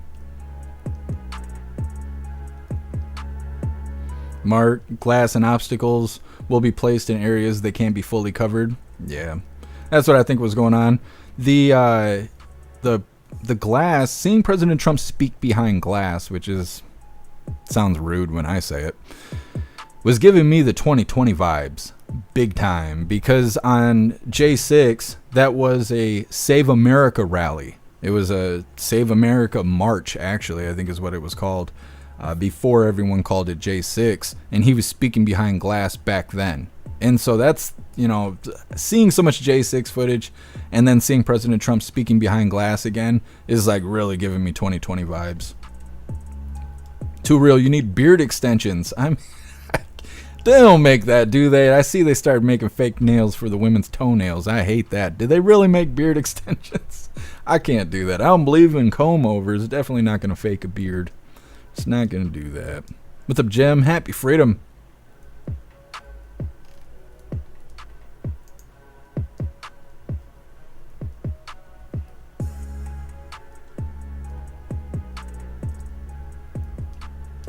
Well, you be safe out there, Mr. Beansy Beans. All right, we're going to get into this first video here. It is JD Vance. It's titled, Pack Your Bags, because in 6 months, you're going home. So JD Vance, like I had said, he was live on the same stage that President Trump was on. He was live at 1 p.m. Eastern time or so. Oh, yeah, it's right there on the screen. Hold on. Hold on, I'm doing too much. So it was 1:02 p.m. JD Vance was on the screen talking in Asheboro, North Carolina. I was going to get clips from him being live yesterday, but I figured what's the point of that if we could have clips from him speaking today? Now, obviously, before we get into this, I have to remind you guys about these Trump Fight t-shirts. Comes in shirts for men, shirts for women, tank tops for men, tank tops for women, pullover hoodies, zipper hoodies, coffee mugs, stickers, and dog tags. Plus, this image was created by Alistair, so big shout out to Alistair because he's such a badass. Today I got on the Hooligan Spooky badge, the Spooky Hooligan badge. Either or. Definitely go check out all the designs and items we have in the merch store. I'll drop the link in the chat while we're watching this first video. I was down there at the southern border and I saw it. Giant sections of President Trump's border wall sit right there, rusting, waiting to be installed, but she refuses to do her job. And you think it's bad now?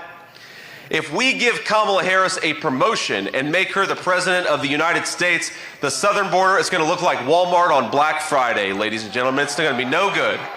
No fun at all. Now, while she offers amnesty for the people who've broken our laws, we have a different message. President Trump and I have a different message. To all the criminal illegals who flooded across Kamala's wide open southern border, pack your bags because in 6 months, you are going home.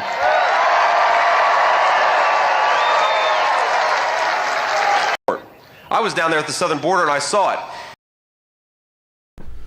So like I've been saying, I think JD Vance has been killing it lately. There was a few videos, clips of him speaking, but I didn't want to. We have so much stuff to cover, just like we did yesterday. I didn't want to grab too many clips, but I think JD Vance is killing it. And he's obviously a better VP choice than Tim Horse Drinking Walls. Can't stand that person. And now we got Comrade Camilla. Love that. Love that. I really thought that's what President Trump said at first, and I was like, hell yeah, brother. I was all about that. Comrade Camilla. Hell yeah. Fuck. That's terrible. That's terrible. Anyways, we're going to read through the chat really quick, but next up we have Disney drops bid to dismiss widower's wrongful death lawsuit. It's a really interesting story. Like I said, it's coming up next, but first we're going to read through the chat and see what your hooligans think about JD Vance. Matt, her southern border is definitely wide open. Yeah, on Kick, somebody said stop the spread, talking shit about President Trump's bulletproof glass as if it was COVID glass. And no, stop the spread is now the new anti-Harris campaign slogan right there. Stop the spread. You got to have her, close those legs, bitch. We're tired of your nonsense, If Trump said that instead of you're fired, I would die happy, I guess. I don't know. Jesus, take me now. That's what I'd be saying. Snugs, you're really hard chapping that stick today. Can you hear it? Can you hear me flipping the chapstick? Having a hard day today. A little stressed. Holy. I bet. I remember those COVID days. That's hard days. Those are hard days. My buddies actually kind of talk about me like I never came out of it. We all went into lockdowns and I got on the computer and started doing this. Everybody came out of lockdowns except for me. I just stayed here. Let's read through and we'll get on to this next video.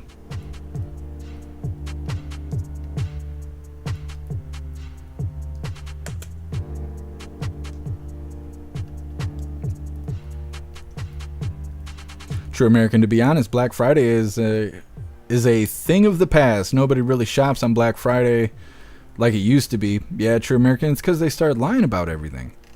People started exposing them lying about those prices on Black Friday, and nobody even shows up now. Plus, we got Cyber Monday.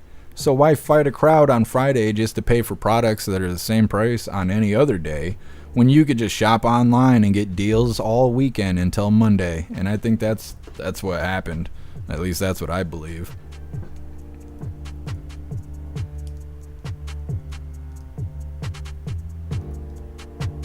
Neighbor guy, are you far from Bear Lake? My parents just bought a house up there.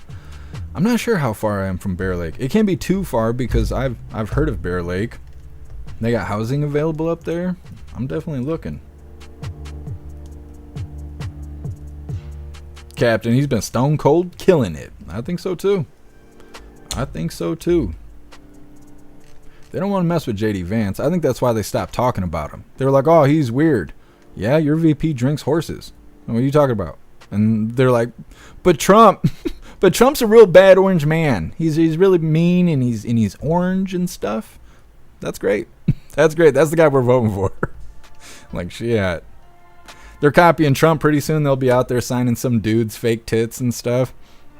They're like, vote for us. We like the weirdos.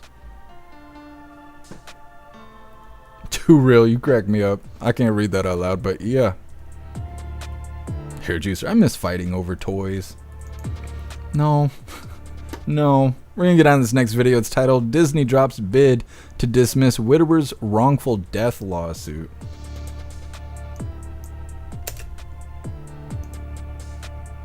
I'm still wondering if this is a dude or not. Can't figure it out. The face is a dude, but it's got tits. It doesn't mean what it used to back in the day. Anybody can have tits now, but still trying to figure it out.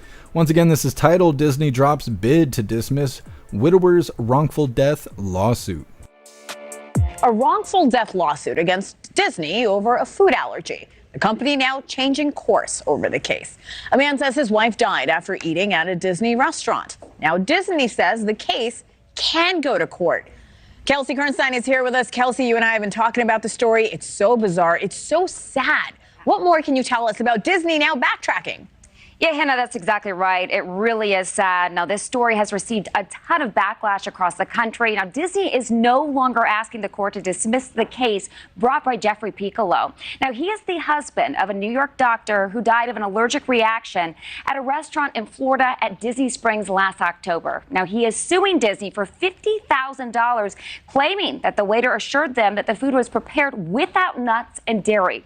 But his wife, Dr. Kanakporn Tengchuan, collapsed less than an hour after eating at Raglan Road. Now, the 42-year-old later died at the hospital because of those reported allergens. Now, Disney initially argued that Piccolo could not sue because he signed up for a 1-month trial subscription of Disney Plus back in 2019. And he signed up for an account on Disney's website where he got the tickets for this visit. And in the fine print details, it states that any suit against the company will be settled out of court.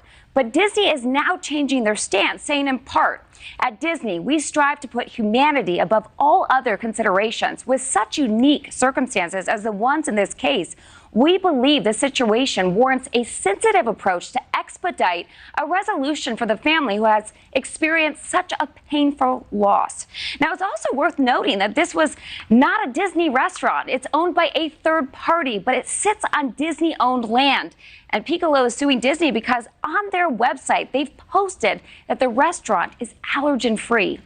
Kelsey, this case has opened up a world of questions about what customers sign up for. A lot of us aren't reading the fine print, especially when it comes to terms of service. What more do you and I and our viewers need to know about Disney Plus and, of course, other services with those fine print clauses? Well, that's the thing, Hannah. It's reading those fine print details. That's what we as consumers need to do, because many companies like Airbnb and Walmart, they have similar clauses to Disney's, and there is nothing illegal about it, but no one ever reads them. But hopefully, maybe this case in the future, it will bring change. Hannah? Well, hopefully they get the answers they're looking for, this family. Kelsey, thank you so much. Thank you. Thanks for watching. It's pretty humorous, their solution. Have you ever tried to read the fine print? Have you read the fine print on the website? I didn't write that shit. AI wrote that shit. I had to for legal reasons. I don't want to read all of that, let alone what Disney puts out. Disney's got like 1,600 pages worth of bullshit that you're agreeing to. Their solution is, well, consumers really need to start reading it. Have you ever tried? It's like you can't even understand what the fuck you're reading. It's wrote that way on purpose. And you can't really do anything about it. It's kind of like our phones. You know, people hate being tracked on the phone, but as soon as you turn the phone on, the very first thing you do is agree to them tracking all your data. As soon as you turn that phone on for the very first time, you pull it out of the box, you turn it on, first thing you do is agree to them to just harvest all of your information. Or else you can't use the phone. That's how everything in life is, and they want all of our shit in life to be online, so you can't do anything except for agree to these terms. And like I said, when you read it, it doesn't even make sense. You gotta call an attorney to figure out what half this shit means. That's their solution to these problems. Like, it's so sorry, you can't sue us that your wife died. You agreed to some terms of service when you were subscribing to Disney Plus. That's fucking crazy. That's crazy. Like, does Netflix do this shit? Like, it's crazy to have a family member die and be like, sorry, you subscribe to TV, so you can't do anything about it. That's insane. That's insane. We're going to read through the chat, but next up we have what to do with Google. Like I said, they're trying to figure out what to do with Google because it's been declared a monopoly, but there's so much red tape that they're going to go through that the world will be a different place by the time they decide to break down Google. And so they think instead of us seeing Google fall apart, what we'll see is AI surpass Googling things. And they won't have to dismantle them because the world will be a different place and it won't matter as much anymore. It's kind of what they're saying. It's hard to tell because the microphone they're using and the person speaking are not a good combination together. So you have to listen closely to understand what they're talking about, but it has to do with Google. Of course, we're going to read through the chat first. And before we do that, I want to remind you guys, if you would like to participate in Free Speech Saturday, make sure you post all of your memes over on Discord or on jeffmaclive.com. Just hop in the group chats on either platform. You'll see the tabs labeled memes. Drop what you got and we'll shout you out as we're making Saturdays more fun. Go read through the chat and we'll get onto this Google video. Here, Juicer, I about read that out loud as oik. I was like, what is that? Nah, I figured it out. I'm a little slow today. I don't know what's going on. I'm a little behind. I rode the short bus to work today. That's all right.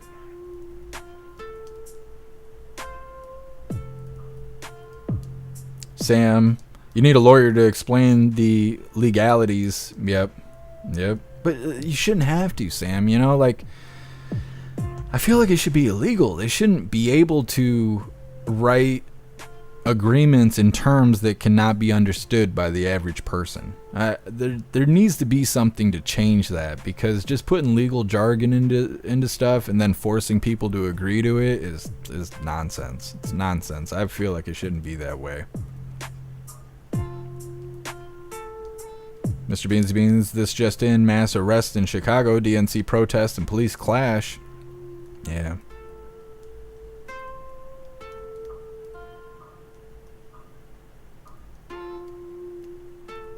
Guess the wife was pissed. Yeah. Well, and what makes it even worse is she was a doctor. So she was a doctor and then died from allergies. Like, damn. Damn. I feel like if I was a doctor, I'd have to... too many bullet wounds to close because I can just fix myself. That's what I feel like. Obviously, that's not true. Something that happens here in Michigan all the time is nurses get bit by brown recluse spiders. And when you get bit by a brown recluse, it creates a gaping hole in your flesh and it rots and all kinds of other problems. But nurses and doctors and stuff get bit and then they try to cure it at the house and it don't work and they die from it. And it happens all the fucking time. And I'm like, that would be me. That would be me. I would think, oh no, I got this. I got the skills to do this. I'll just go ahead and do it up. And the next thing you know, I'd be dead and cats eating my face and shit. But that's all right. That's all right. I don't know if I'm immune to them or what. I've been hit 3 times by brown recluse, and I don't know if I'm getting hit by the babies or what's going on. I get these big dark patches, but then I dig it open and dump peroxide and rubbing alcohol in there before it gets too far along, and now I just have big dark scars on my legs. Better than being dead, though. You guys know I'm not all about that vanity. Not worried about vanity.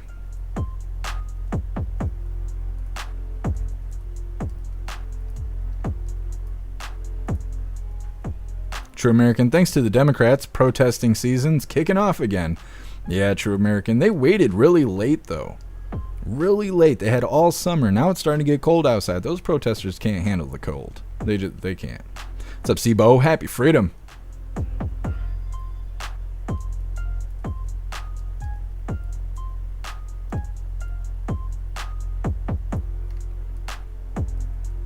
Pumpkin, don't let Mickey touch you. No. That's a scary thought. He's got big hands. Mm-hmm.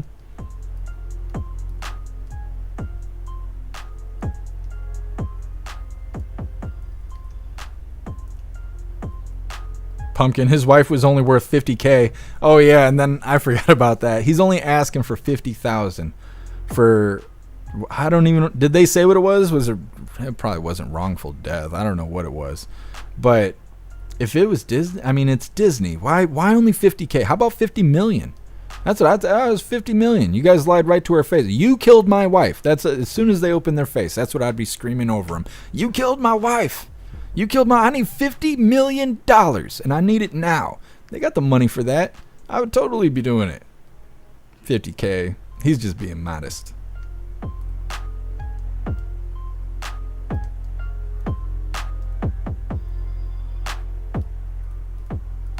True American, calling JD Vance weird was a gift to make him more popular. It worked. It worked.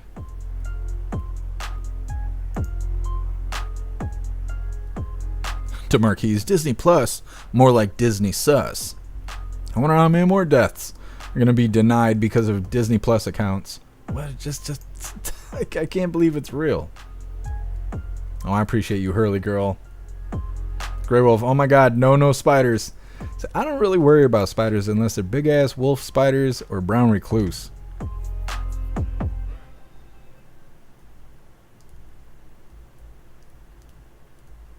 Too real, he just ordered her, so he's only got $50K.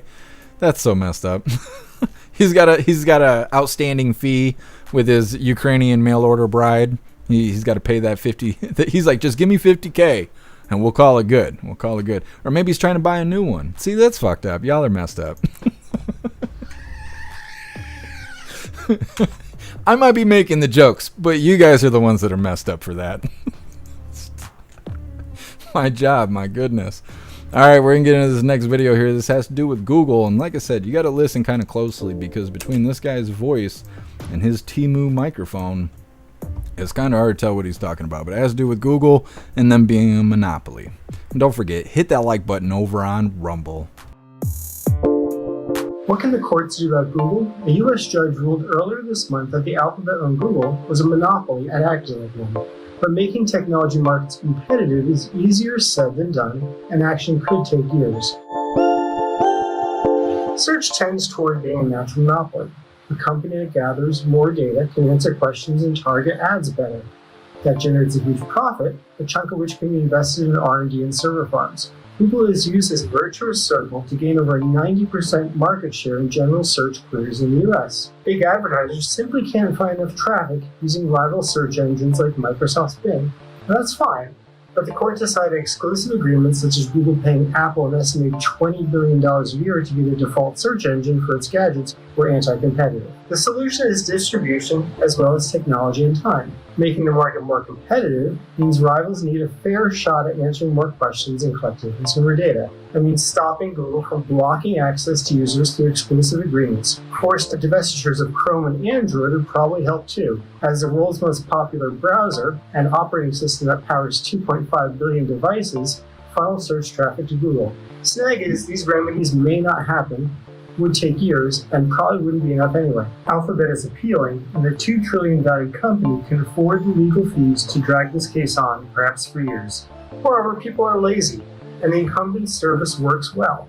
When the European Union required user choice, most Android users stuck with Google as their search provider. The march of technology over the next few years may provide a surer solution. Google will be tied up in court fights. It will also potentially be prohibited from tracking users and their data.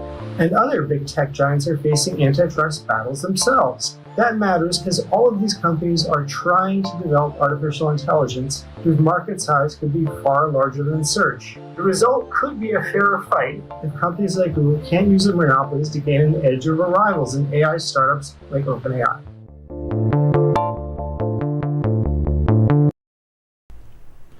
Well, we'll see. Because right now, Google's playing interference for the government. They work directly with the White House on many different levels, not just on YouTube to pull down content like mine and to serve me strikes in the name of medical misinformation and all this other stupid shit that they do on YouTube, but they were also putting up like ad campaign kind of stuff for the Harris situation is going on. They're having all these news headlines and it says sponsored by Harris or sponsored by the White House and stuff like that. They're currently involved in election interference, although nobody's accusing them of that other than people like me and you, regular ass people. Nobody big is accusing them of that or even trying to take them to court or anything. But as long as they're playing interference for the White House, I don't think anything's going to happen to Google. It doesn't matter if they're a monopoly or not. They proved that Fauci did gain a function and they didn't do shit about that. So why would I assume that they're going to do anything about Google when Google is working for them? They're not. Nobody's going to go after Google. It's not going to happen. It's obvious that it's a monopoly, but who's going to rival that? No one. No one, not unless Elon decides to do it, and I don't see why he would. I know there's a lot of talk, people speculating he might buy YouTube. I don't know where that's coming from, but I highly doubt that's going to happen. Either way, Google's a piece of shit, and that's not exactly breaking news. Next up, we have two different videos. I think we'll play them back to back. The first one is RFK Jr. considering joining forces with President Trump. And then the second video is a clip from President Trump being interviewed right after the live at Howell, Michigan. It's titled, Trump to Consider RFK Jr. We're going to run those back to back, but we're going to read through the chat and see what you hooligans think about Google. I know you guys are big fans of Google.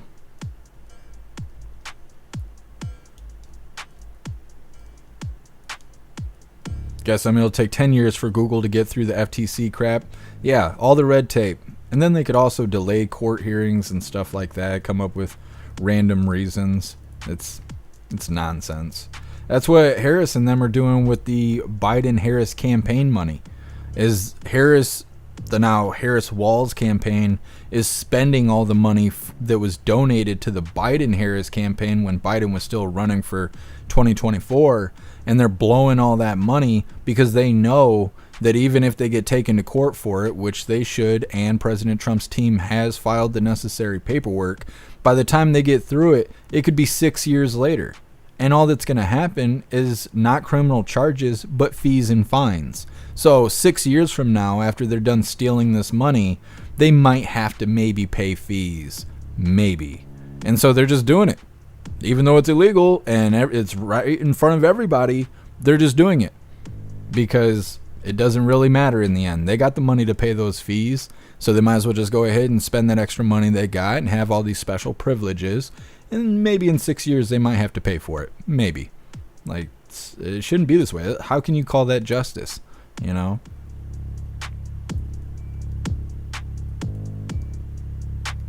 Guess Microsoft did basically the same thing. These companies know what they're doing. This stuff isn't accidentally happening. And that's why they all work with the government. Because then they get that special treatment.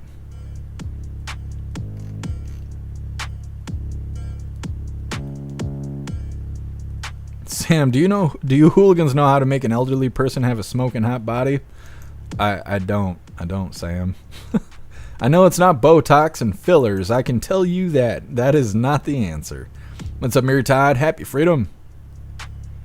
What's up, freedom, liberty? Happy freedom to you. Google can eat me. I don't know. They might. They might eat people. Who knows? They hang out with the government.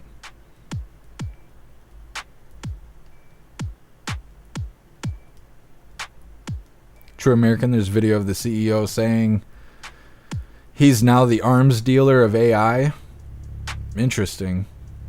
AK, fuck Google. Yep. All damn day. Thank you so much, Trigger Crazy, for that $5 donation over on Rumble. I appreciate you, Trigger Crazy. Thank you so much for the support. It says, happy freedom. Jeff, you are sexy, just like Snooks. Well, thank you, Trigger Crazy. Appreciate the compliment. Yeah, that's a nice little boost to the self-esteem right there. You ever had a bigot compliment you? A bigot as big as Trigger Crazy? My goodness, the flattery. I love it.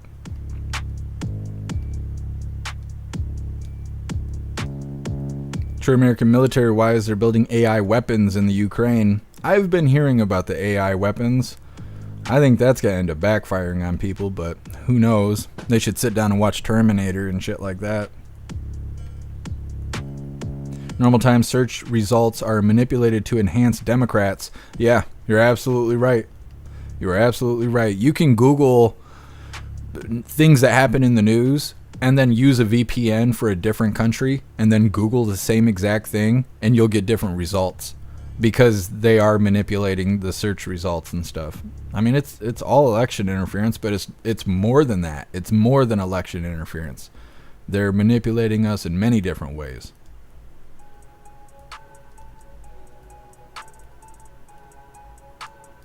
Yeah, Shifty. Yeah, we were talking about it. Hair Juicer sent me the information on Don from Pleb Media. And as far as I know, there hasn't been any new information. I know he's no longer in custody, but I've been waiting to hear more information about it. Astral Hammer, too bigot to rig it. That's right. That's right.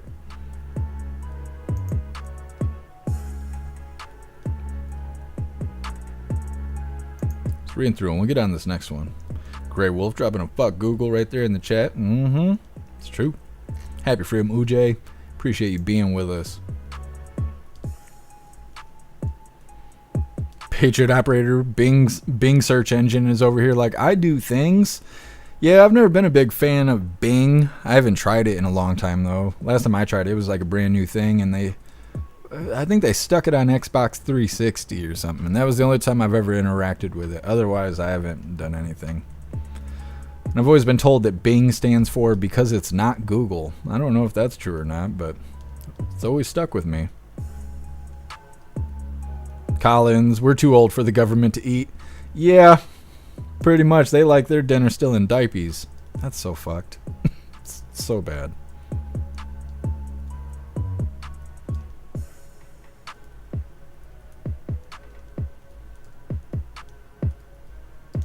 Sam, what are you saying, Sam? Guess I'm still use start page. I'm trying to think. I don't think it was start page. One of them has been compromised. Oh, DuckDuckGo. That's what it is. DuckDuckGo is compromised. I haven't heard about start page in a really long time. That was actually the first like free speech search engine I ever heard of was start page. I wish the branding was better though, because I have such a hard time remembering that. Thank you so much, Trigger Crazy, for that $5 donation on Rumble. Thank you, Trigger Crazy. It says, I hope I keep my bigot title. If not, oh. That's a good one. Fuck all you F words out there. There, renewed. Very nice, Trigger Crazy. Very nice.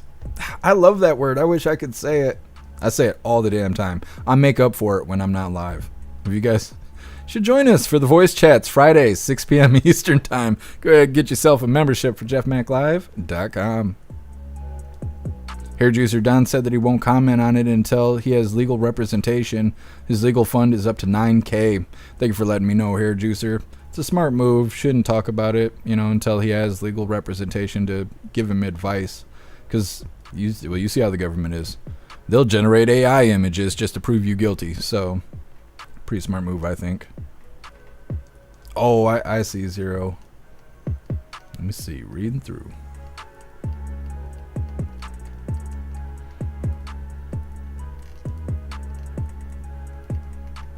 I'm still not finding it.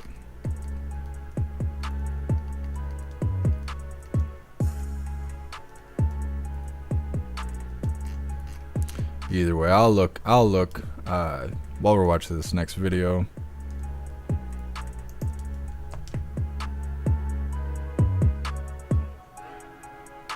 Free Thinking Text, I'm guilty of being awesome. They might persecute you for that. You never know. Free Thinking Texan. We're going to go ahead and get into this next video here. Let me see. We're going to play both these back to back because they have to do with each other and they're not very long. First one's titled RFK Jr. considering joining forces with Trump. Vice President. Let me scroll through the video here. We're not going to watch the whole thing. Come on, GoofTube. There we go. All right, once again, this is titled RFK Jr. considering joining forces with President Trump. How to get your opinion on this? RFK Jr.'s running mate suggesting the ticket may drop out of the race soon to support former President Trump and prevent a Kamala Harris presidency. Listen to this from last night. I have to say there's only one party that has obstructed a fair election for us. And unfortunately, it was the Democratic Party. They've done everything they can, including creating PACs to prevent us from being able to have ballot access. This idea of a unity party, an idea of us coming around these principles of fighting for liberty in this country, fighting for our children's health. We are willing to work with anyone who is sincere in their endeavor to fix and address this issue. You are part of the campaign. You know what's going on behind the scenes. Will RFK Jr. be joining forces with Donald J. Trump to defeat Kamala Harris? Well, I'll echo the words of the president yesterday. He's brought together a very broad coalition of support. Again, it's because of his record of success in the White House. And he said he'd be open to such an endorsement if it existed. Again, President Trump is bringing together Americans from all walks of life because he can deliver on those core issues that they care about, whether it's the economy, whether it's closing the border, whether it's bringing peace through strength at home and abroad. It's just something that Kamala Harris has not been able to deliver on while she's been in the White House for the last 3.5 years. And you heard their ticket say it themselves. They are not the party of democracy. They have tried to keep folks off the ballot. They have tried to weaponize the DOJ system, and they are certainly spewing falsehoods and lies to try to remain in power. It's an absolute disgrace. This entire week has been absolutely unhinged and in stark contrast to the Republican National Convention, where President Trump was there every night, where we highlighted everyday Americans and we highlighted those issues most important to them. That's what we're going to keep this election about because that is what President Donald J. Trump is fighting for. I'll take that as a maybe. Danielle Alvarez, thank you for your time this morning. We appreciate it. I'm Steve Doocy. I'm Brian Kilmeade. And I'm Ainsley. Well, I think this is really interesting because RFK Jr.'s family came out a month or two ago, and all of them said they were supporting Biden. They were all getting behind Biden. And I think that's really interesting because now out of fucking nowhere, they're like, nah, psych, we're actually going to back Trump. So we're going to get right into the second video here. Same subject, different footage. As I have said multiple times now, this is what happened when President Trump was here in Howell, Michigan. He did his speech and then he was walking away and he got just on the other side of these flags next to the sheriff's vehicle and he was like bombarded by reporters and they stood there talking back and forth. Wasn't really sure what was going on. Apparently it was CNN who just decided they needed an interview right then and there. Now, I don't have the whole interview. I'm not sure what they talked about through the whole interview because CNN didn't post this anywhere. It's just little clips here and there. Apparently, they ran it on TV, so hopefully this doesn't give me some goofy copyright bullshit over on Twitch. But anyways, this is President Trump responding to this reporter, and this is titled, Trump to Consider RFK Jr. Ask you about RFK because just moments ago his running mate said that they were considering endorsing you. Have you considered him for a role in the administration, and what role would that be? Well, we haven't, but I would love that endorsement because I've always liked him. Would you also consider putting him in the administration? You're asking me a very unusual question. I haven't been asked that question yet. I like him a lot. I respect him a lot. I probably would if something like that would happen. Can I ask you about? Yes. Well, either way, we'll see if we can get some follow-ups on that. I don't think it's been an official announcement yet. Somebody said on a podcast or something that this is what they were considering doing, and immediately CNN got a hold of that and was like, oh, we got the president right here. Let's ask him ourselves, which is a pretty smart move as a business, whatnot. But either way, we won't really know until we have a follow-up on that whole situation. And we got lots of Trump this week, and we probably got even more next week. So I assume we'll have a follow-up on that any day now. Next up, we have, will Trump be sentenced before the election? We covered a follow-up yesterday about this, about them trying to delay it a little further, trying to delay it after the election. This is an update on the situation, but not really on them delaying it. Apparently, there's already an appeal that is in place, and I don't know if it's an appeal. There's some variable. Let's word it like that. There's a variable, but it's 2 days before the election, and so they're focusing on that, trying to see will he be sentenced, or is it going to be delayed until after the election? So that's what we're covering next. But first, we're going to read through the chat and see what you hooligans think about RFK Jr. and President Trump merging together. Now, before we do that, I want to remind you guys, if you would like to join the membership program over on Rumble, all you have to do is click that big red subscribe button right below where you type in the chat. Now, if you're on Android and you're using the Rumble app, you're unable to see the big red subscribe button. So go to rumble.com, come to the live, hop in the chat. And like I said, right below where you type in the chat, you will see that big red subscribe button. Click that button and jump through the hoops, and your name will be highlighted as an official Rumble hooligan.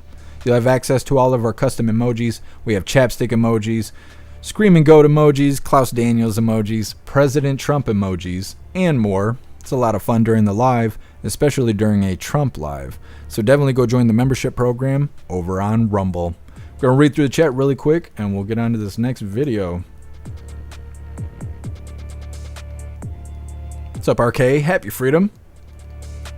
Appreciate you joining us on the website. Zero RFK Jr. will fit in well in the admin, especially pertaining to vaccinations. I'm trying to think, somebody was saying that he should be in charge of Secret Service or something like that, or CIA somebody, just like ironically. I keep seeing a lot of people mention stuff like that.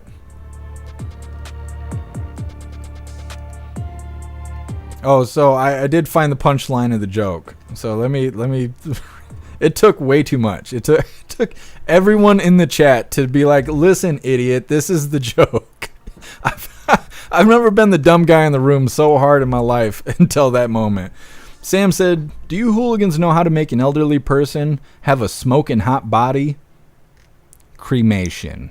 That's how. And it took, like I said, it took like 20 hooligans to walk me through the joke so I could finally get it. That was funny, guys. That was a good one. Happy Freedom Zero. Happy freedom to you. Half these words I can't read on Rumble right now, but they're the festive kind.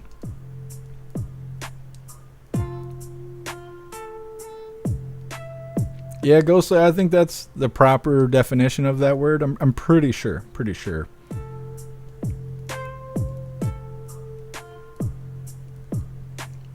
Sure, Chris, I have a podcast. It's Bigots Non-Anonymous. just out loud. Is that what it is, Trick Crazy? Bigots Out Loud.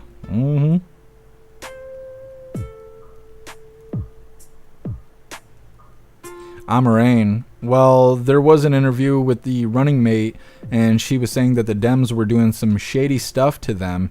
That's why they're dropping the ticket and joining Trump, I think. Oh, that's interesting, Amarain. I hadn't heard that yet. Thank you for letting me know.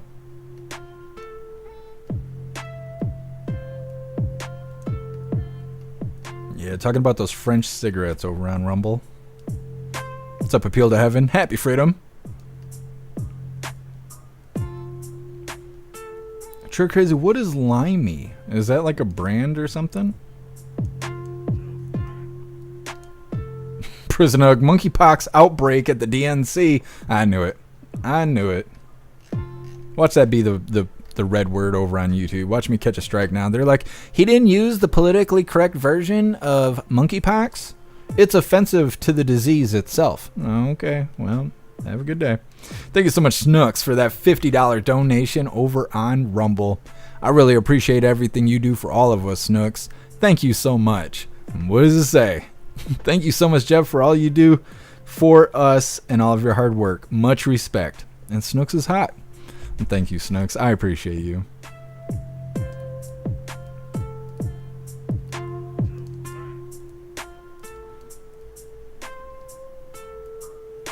Prison hug. He better increase security if he endorses Trump. Dems are dangerous. Yeah, I agree.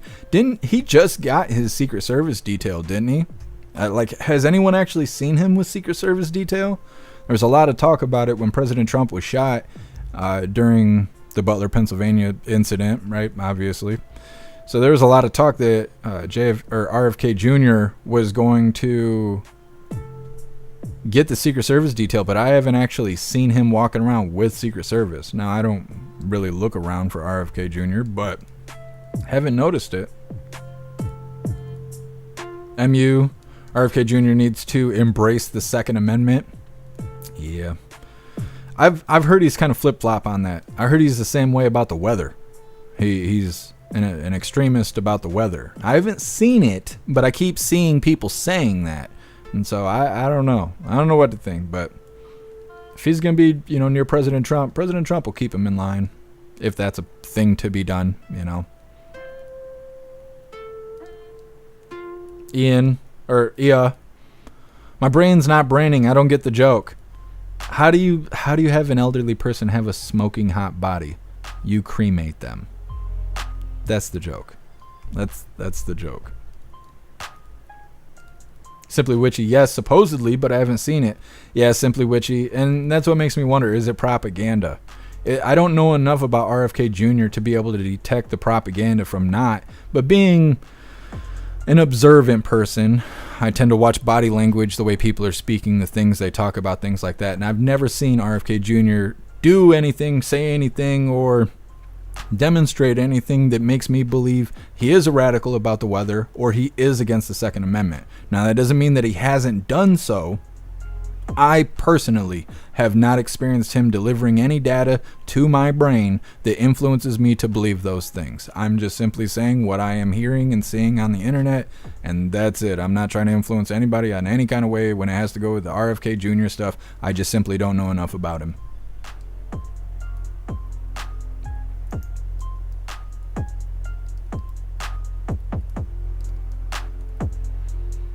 What is going on over here?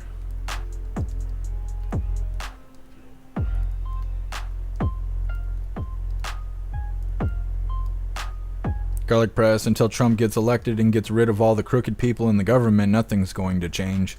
You're right, Garlic Press. You are absolutely right. Gotta swap those people out on Capitol Hill, or things aren't going to get better. I'm definitely not against government. I'm not anti-government. I'm for government reform. We need to have a better government.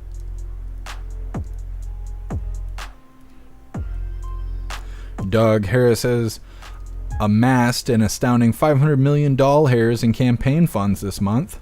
Is that money donated to her by other crooked people, or is that the money she stole from the Biden-Harris campaign? That's what I can't figure out. Is it the stolen money, or is it the crooked money? It's only going to be one or the other. Democrats don't even have money. they don't. Have you seen what Democrat voters look like? They don't make money. They don't make sense either. So, I mean, Somehow they still find a way to fuck kids, though. Ain't that messed up? I just don't understand it. What's up, Eric the Cat? Happy freedom to you. Alright, hooligans. We're going to move on to this next one. Hold on. RK, I found out that Corey, the shooter, his family is still getting death threats. People are sick. Yeah, but that's what's going to happen, RK. You take shots at the president, and, well, people are going to want to burn your whole family tree down. I don't know. I don't know what to say about any of that. They should never cross that line, but I still think it was the government that did it more than whoever Corey is. But anyways, we're going to get into this next one. It's titled, Will Trump Be Sentenced Before the Election? I think it's pretty obvious what this is about, but this is a follow-up because we're staying up to date with this stuff. Don't forget, hit that like button over on Rumble.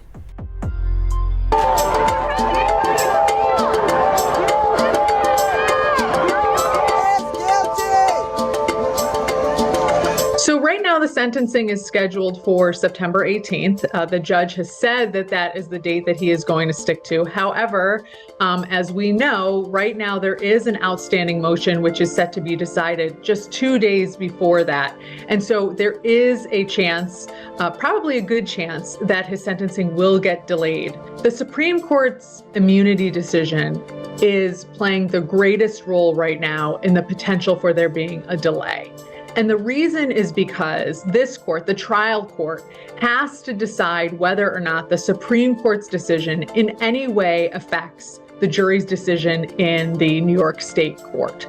And so because of that, we have to see what the judge in this court does. This is a case where I just realized I was talking about the person being shot, not the shooter. I was confused. When I was talking about Corey, I was actually referring to the shooter, not Corey that was killed in the crowd at the Butler, Pennsylvania situation. I feel bad for that guy and his family, and he does not deserve death threats. His family doesn't deserve death threats. It's not his fault he was even killed. I had a misunderstanding, so don't misunderstand what I was saying. I was talking about the shooter, not the poor individual that was shot, the firefighter. I was not referring to him. I was under the influence of a misunderstanding, so please don't get my words twisted up. I was wrong. Anyways. where if they can do this to me, they can do this to anyone.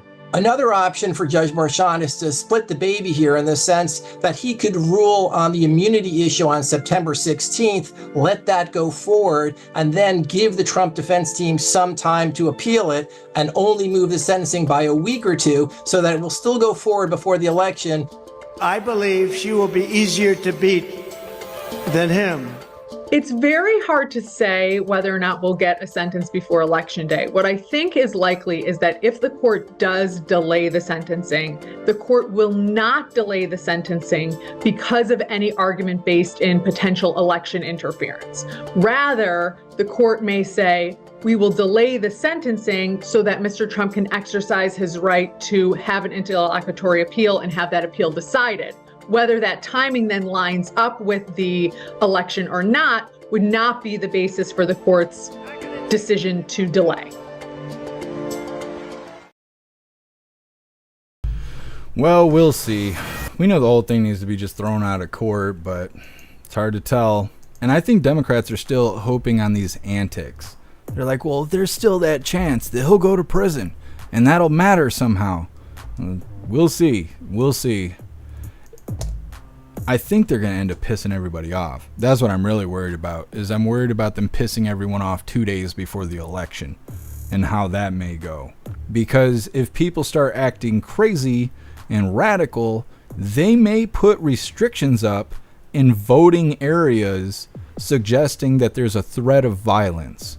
And then that will give them the ability to do more fucking weird antics like they did in 2020. You know, putting boards up on the windows so you can't see in, making people leave because of fake broken water mains, things like that. Oh no, we're under threat. We have lots of things to worry about because there's people being radical in the streets. So now we have these new restrictions, this new way we're going to handle these votes while we're doing this. They better not do that shit. And I'm worried about that because if they're going to delay this to 2 days before it's time to do the election, it could piss people off. They mistreat President Trump. That's going to make those election areas, you know, where you go vote, those voting buildings, it could make them spicy areas. And that's what they're going to say. They're going to be like, oh no, there's a threat. Now we're going to do a bunch of rule changes and stuff.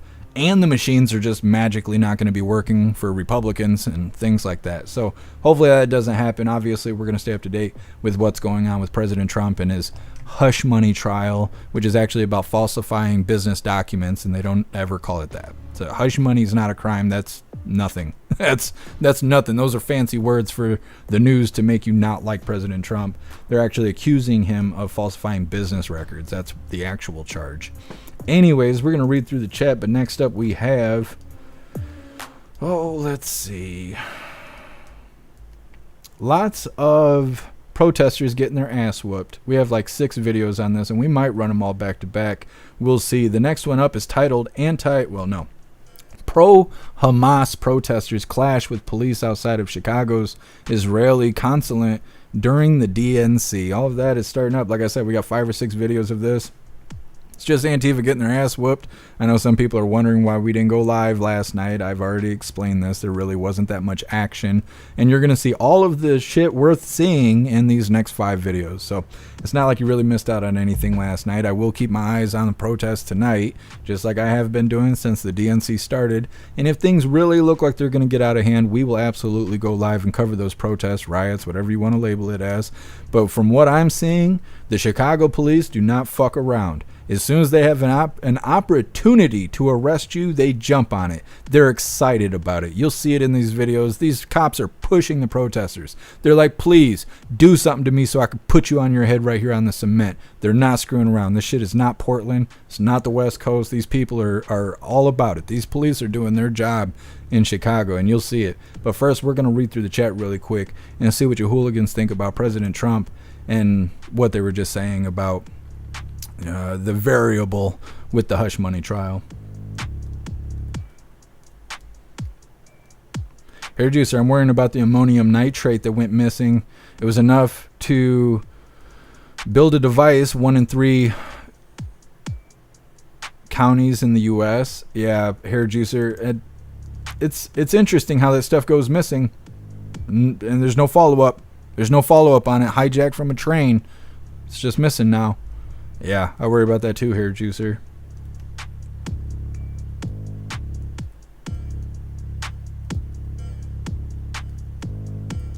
Hair juicer, oh no, 1,000 polling places have been destroyed. No election this year. Sorry. Yeah, hair juicer.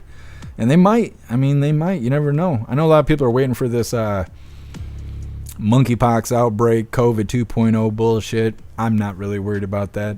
I'm not worried about the things that are happening. I'm worried about the blowback. What's going to happen in response to this ignorance that's going on from these jackasses running the country.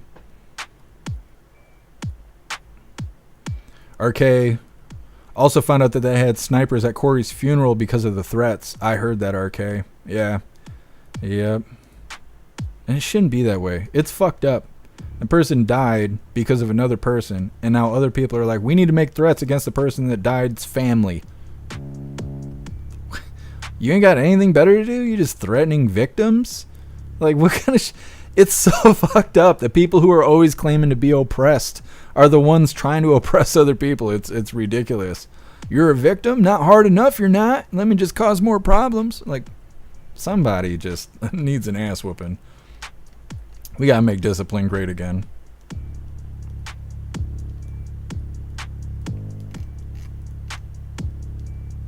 Breezeway, there's no telling what they will do. Yeah, they'll cry hard.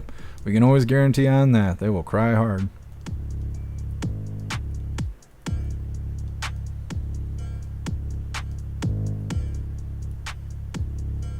Matt, the owner of what?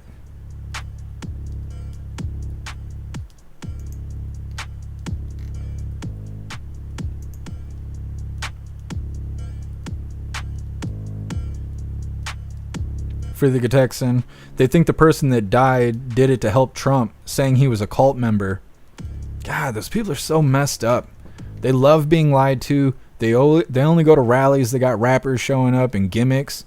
Like, these people they just love being scammed. And then they got the nerve to go after other people while screaming that those people are in a cult. No, you guys are in a cult, so I'm gonna attack you. What? What? You smell like shit and you live in your mom's basement, but we're still not going to attack you. Like, hell, you know, it's so dumb. It's so dumb. They're like, we're oppressed and targeted. You walk around wrapped in rainbow flags. Nobody's attacking your goofy, ugly smelling ass. You know, it's stupid. So stupid. These people are radicals and victims at the same time. It literally doesn't make any sense. What's your name? We'll go with Do. Antifa's mentally ill and we need to start treating them accordingly. Yeah, we need to put them in asylums. Throw them assholes in padded rooms. I remember when hearing voices used to get you locked away. Now hearing voices means we need to pretend to hear them too, just to accommodate you. You know, it's the world we're living in right now. It just doesn't make any sense.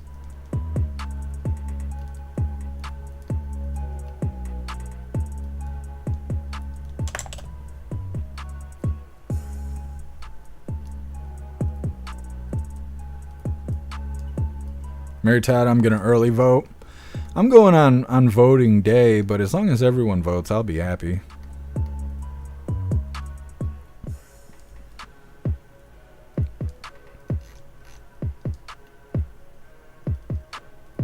Ghostly, they know the truth. They're radical communists thinking that they are dumb is part of the tactic. Yeah, Ghostly. Well, they call that weaponized ignorance. Like, they're smart enough to group up, carry weapons, make weapons, strategize how they're going to attack places and people. But then as soon as they get under any kind of fire, all of a sudden they're just like, I don't know. I don't know anything. Like, yep. That's how it goes. That's how it goes. Can't trust those people.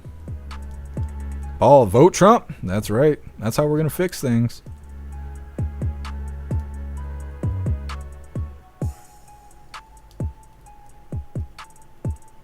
Doug apparently sympathizes with kid fuckers. I'm gonna get his pedophile ass up out of here. It's too bad, Doug.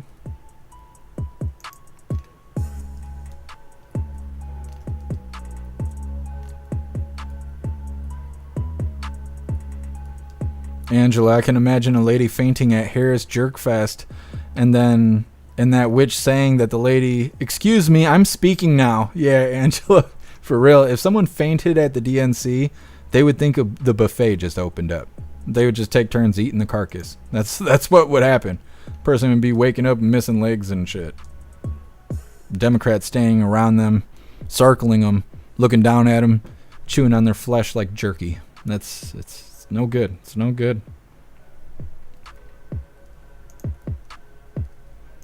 Snooks, I need discipline.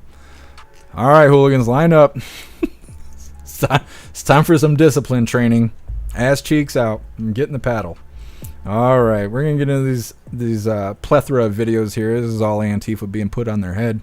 This first one's titled "Anti-Israel Protest Clash." I hate that. Pro-Hamas protesters clash with police outside of Chicago's Israeli consulate during the DNC.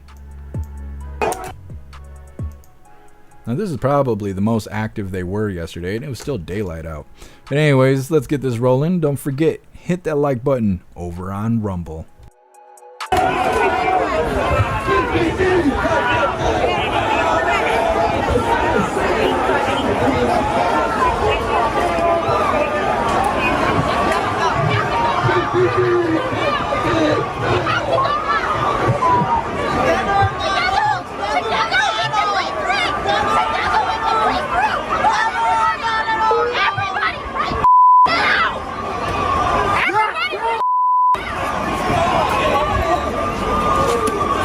Now, I don't know what this cop is doing.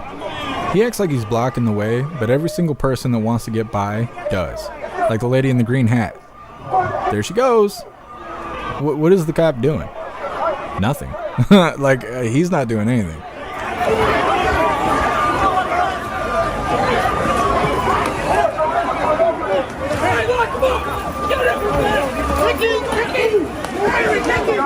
These cops are like, I've been waiting all day for this shit.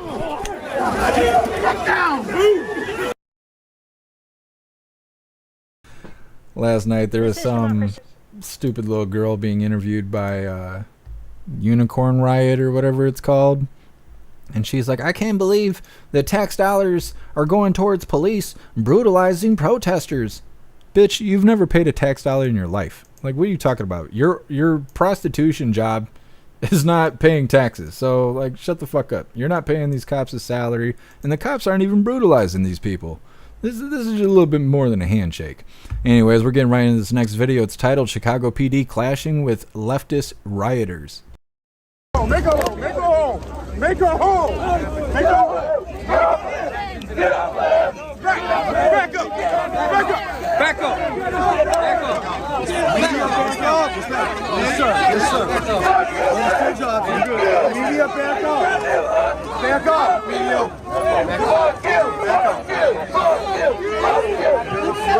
Don't infringe on police. He's like, just stand back. I could smell your breath through your mask. You'll have it when we get him in custody. Move back. Don't interfere with the police. What's the name? Date of birth. Jeremy Hand, yell number. Throwing them in zip ties. What the fuck away? Yeah, just what? Recall is done. His name is Jeremy Hand. Thank you. This is the Chicago Police Department. We're giving you a lawful order to disperse. Where are we going with it? To the police station. I know. You will be placed into custody by the Chicago Police Department. Back and let the officers do their work. You have an opportunity to leave now. Keep pushing. I don't care. Push the asses back. Move back. Placed into custody. It's like dealing with children. Like, dad's home now. He's like, move the fuck back. Trying to do shit here. I know you don't know your asshole from your elbow, but you know. I think it's interesting the way the police hats look. It almost looks like England or something with the checkerboard shit around their hats. Hold on. Hey. Everybody stop right here. But wait, there's more. This next one is titled Chicago Police Officer, Come Here. I mean, they're really just treating these guys like little kids. Like taking communism from a baby. Anyways, let's get this rolling.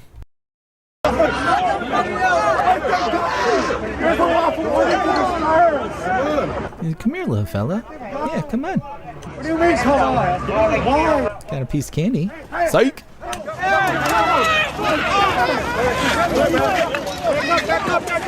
Gotcha!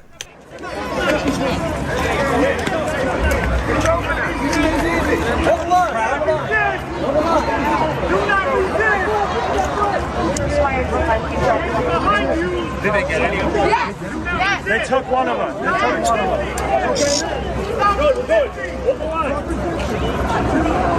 Camera guy's really just trying to look at some cop wiener. That's all that's going on here.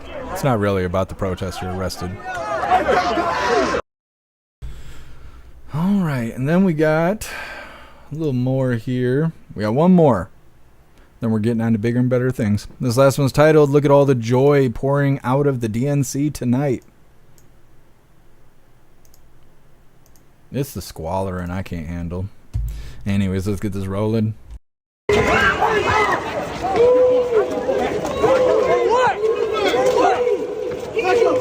Look at the cops.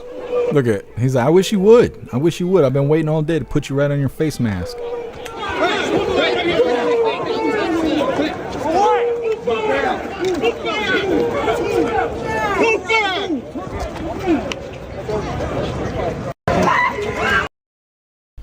French cigarettes for Harris. I'm pretty sure that's what that group was called. Anyways, that's all the protesting nonsense that happened yesterday. That's the highlight reel of everything that we didn't cover live because it really wasn't worth the time.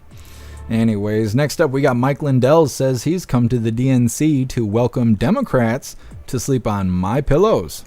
It's coming up next, but first we're going to read through the chat and see what you hooligans think about Antifa being turned into applesauce. Hair juicer, was that the same old man with the cops again? I'm not sure which person you're referencing.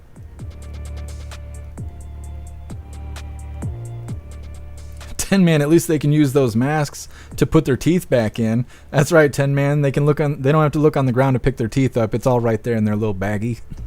They get to take it home with them, like carry out.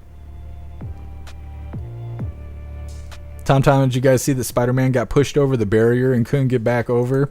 That's hilarious, Tom. Tom,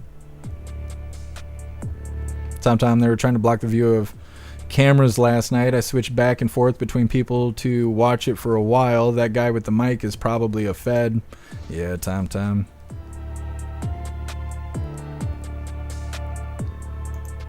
Guess fuck that reasoning. Baton across the bridge of the nose. Yeah, that's all it takes. One whack in the face and you forget all your damn pronouns and shit.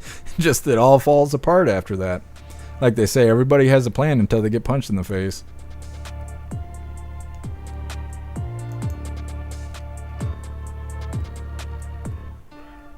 Hey, don't work too hard out there, RK. Appreciate you stopping in with us.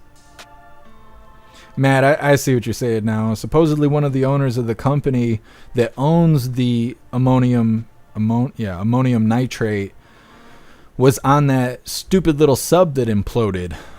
Isn't that interesting? Connecting the dots here. That's how it goes. It's like Alec Baldwin. He shot that woman. That woman's actually like the daughter or wife of somebody that's on Hillary Clinton's legal team or some shit like that. It's weird how all these people are just magically connected. Sometime back to making meatloaf I go. Man, I want some meatloaf real bad. It's been years. Since I've had meatloaf.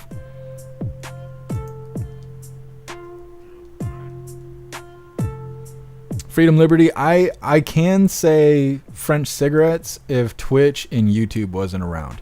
If they weren't around, I would be able to say it. But because I am accommodating those people who refuse to come to free speech platforms today, I'm refraining from saying what a French cigarette is. I just know that smoking a French cigarette means something different in America than it does in France. But anyways. Mary Todd, that looks silly. Yeah, there are a bunch of clowns out there in Chicago right now. Wayward lock elbows. They will never stop us. Yeah, those, and they all weigh 80 pounds. The Antifa, they're just little girls in boys' bodies. And that's the whole thing, right? I agree with them. You got a bunch of little soy girlettes in boys' bodies. I'm starting to believe them. Weighing 80 pounds and smelling like shit, coming around all masked up, being pro-Hamas. They're lucky the people are so politically correct, otherwise they'd be really getting their ass whooped.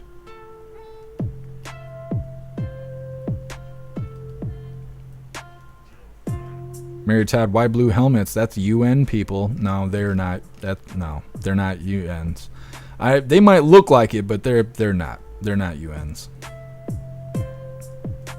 Pumpkin, yeah, I'm trying to be nice. I'm trying.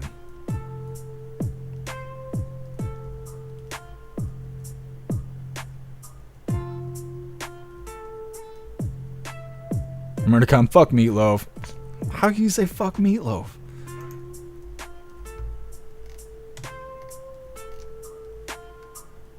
Killer J, I imagine the police love riots. I bet there's a love-hate to it. I bet they like finally cracking down on people in the heat of the moment, but I bet the paperwork fucking sucks. After they get done, they got to write the reports out of what happened. They're like, where do I begin?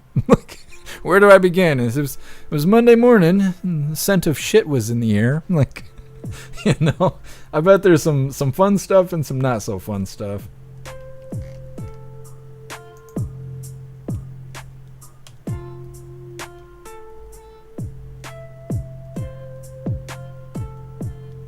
Donald, there aren't many American flags seen at the Dem convention. Nope. I haven't seen any American flags. The only American flag I saw was that one that guy was carrying that we covered. I think it was yesterday. What day is it? Is it Wednesday? It is Wednesday. Monday, I think it was. We covered a video where some guy went into the lion's den with an American flag. He didn't make it inside the DNC building, but he was with all the protesters holding an American flag. That's all he was doing. He wasn't saying anything. He was just hanging out with an American flag. But that's the only one I've seen there.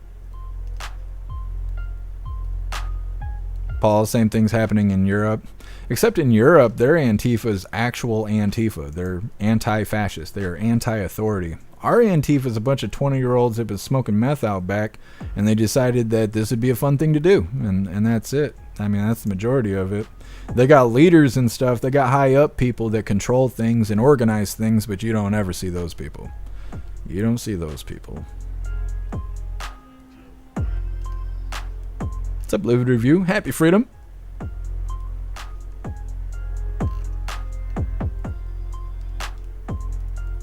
Oh, Zero, yeah. I forgot about that meatloaf.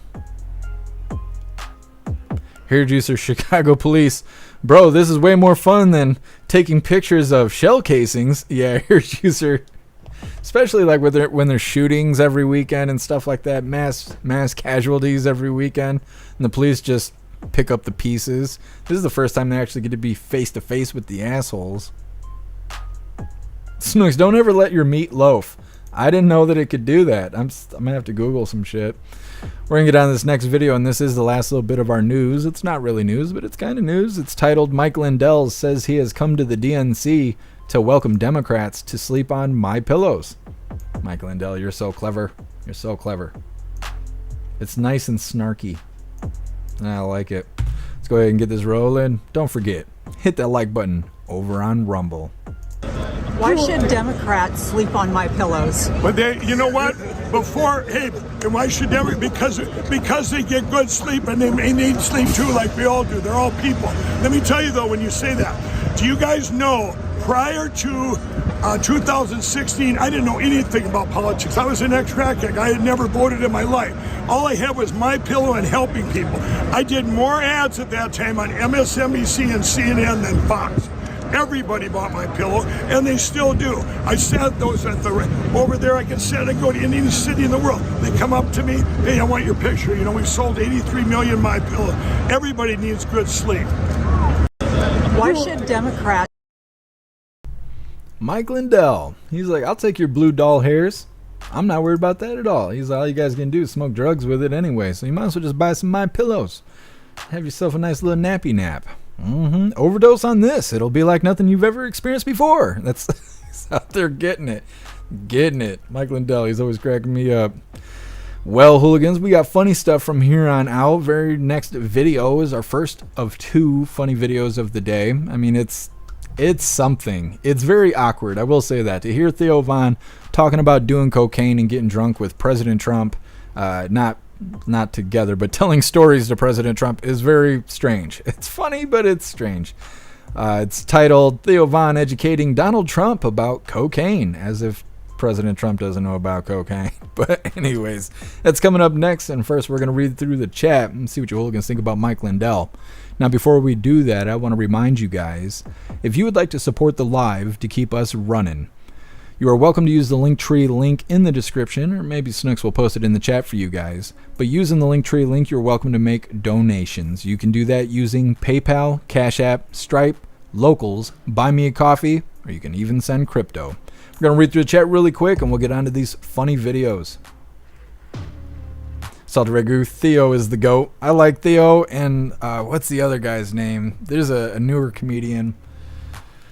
Oh, I can't think of his name. He does Trump impersonations and all kinds of stuff. I think his last name is Gales or something like that. I don't know. I'll have to think of it. But yeah, Theo Von, he's always cracking me up. He just says wild stuff. He's got like a childlike thought process. And he just says genuine stuff that's so funny, the same way that children do. He's got this like childlike mentality, and it makes him hilarious.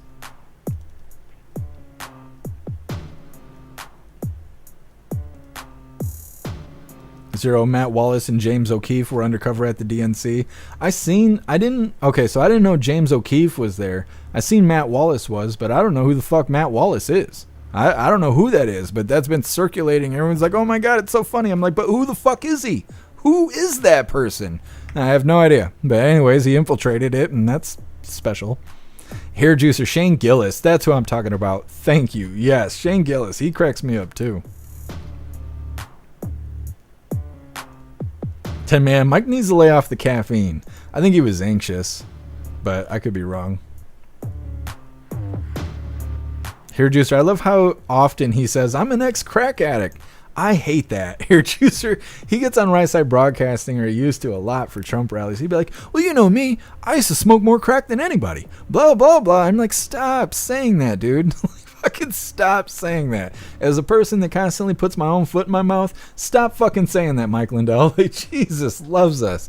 Walking in, everyone's like, yeah, I love God. Bless Jesus. Man, I used to really smoke some crack. But anyways, at least we're selling pillows now. And like, dude, that's not the way to do it. And I'm sure he knows what he's doing, but holy. I used to see that all the time when I was a chaplain, too. People would come in and they'd be like, I can't remember how it's phrased.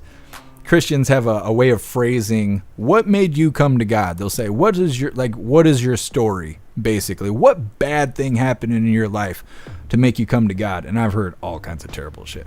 They're like, yeah, I used to be a heathen, and then my baby died, and then I had another baby, and that one died too. And so, I just decided to come to Christ because my babies were there already. And I'm like, just stop. Just fucking stop. Just don't do that. So anyways, it feels very familiar to me to hear people say that goofy shit, but I don't think it helps him sell pillows. And it definitely doesn't help him out when Democrats are talking about him, but it is humorous, I will say that. Guess best new comedian, Matt Rife. I like Matt Rife, but he's only good at doing crowd stuff, talking to other people and whatnot. I'm very much the same way. If I just make a video, it's not very good. But if I interact with, the hooligans, it's a lot better. And that's how Matt Rife is. He's really good interacting with the audience, but to just stand there and tell jokes, I don't think he's very good, in my opinion. But he is a funny guy. I think he just needs to work on standing alone. And I probably need to work on the same thing. Here, Juicer, Matt Wallace makes tons of X posts with unsubstantiated claims. I've uncovered bombshell evidence that will take down the so-and-so, then never actually produces receipts. So it's like Q. He's like Q, basically. He says a bunch of shit that never fucking happens, doesn't have any proof of it, but people watch that shit. I mean, okay. Okay. They would review crack is whack, smoke meth. That's what the Democrats are saying. Ghostly, I'm on that crack life. Plumbing and electrical work. Very nice, Ghostly. At least it pays good. That's the crack life that pays well. Mm-hmm.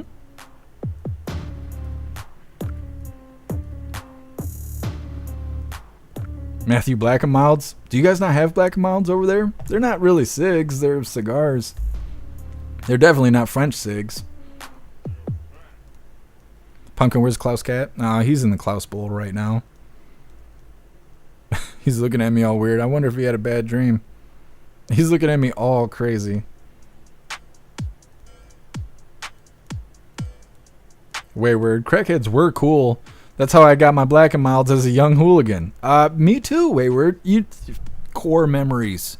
That's how I started being able to drink at like 15 and stuff like that. It's like, hey buddy, I got $20. You want to run in there and go get me two Cobras? Go get me 2 Cobra 40s. He's like, $20? Fuck yeah. And I was just some dumb teenager. I was like, yeah, I will give you $50 if you come back with alcohol. But yep. Remember those days? Now the crackheads will try and fuck you, so I don't know. I'm glad I'm an adult now, I'll tell you that. True crazy. I had my crack in my pillow. It adds up to me. Is that how it works? True crazy. If women sleep with rocks under their pillows, claiming it's going to align their chakra, it could be crack rocks. I had never thought about that. Ghostly Kill Tony is an amazing stand-up show. I've seen a little bit of Kill Tony. Yeah, Ghostly. Shane Gillis. That's who I was talking about.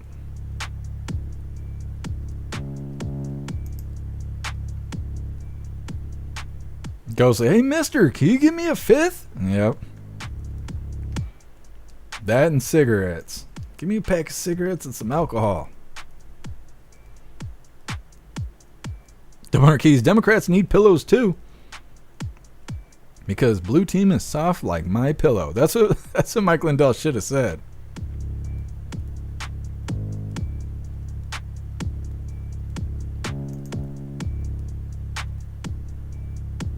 What's up, Southern Eagleman? Happy freedom to you. Gray Wolf, Chicago had to bring cops from out of state. Yeah, they have thousands of cops there.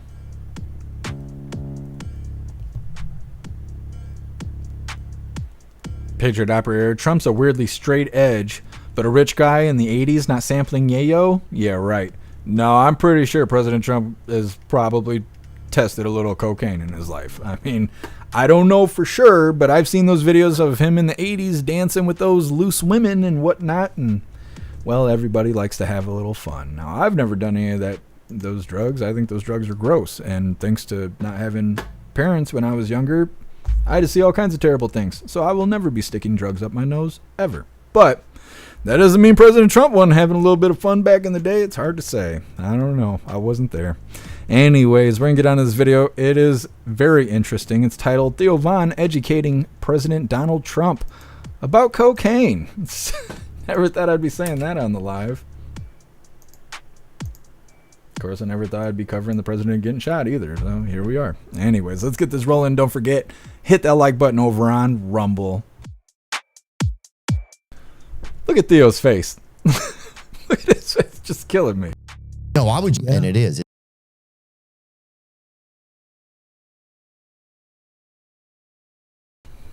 Theo Von, just being AA right next to fucking President Trump. That's what's going on. He's just like, he's just telling all his secrets, his little secrets. He's turning into a damn street light. He's like, what is? He's like, is that a good thing? President Trump, my goodness, what a weird conversation. So we're gonna get into our last funny video of the day. Now, I don't know a lot about this TV show, but you hooligans know everything, so I'm sure you'll get a kick out of this. It's titled MAGA PI. Good stuff. And they even snuck JD Vance in there. Well, hooligans, that is all the coffee I had for you guys today. I'm going to drop this Linktree link to all of you guys. And then we will be reading through the chat, doing the Pledge of Allegiance, and wrapping things up.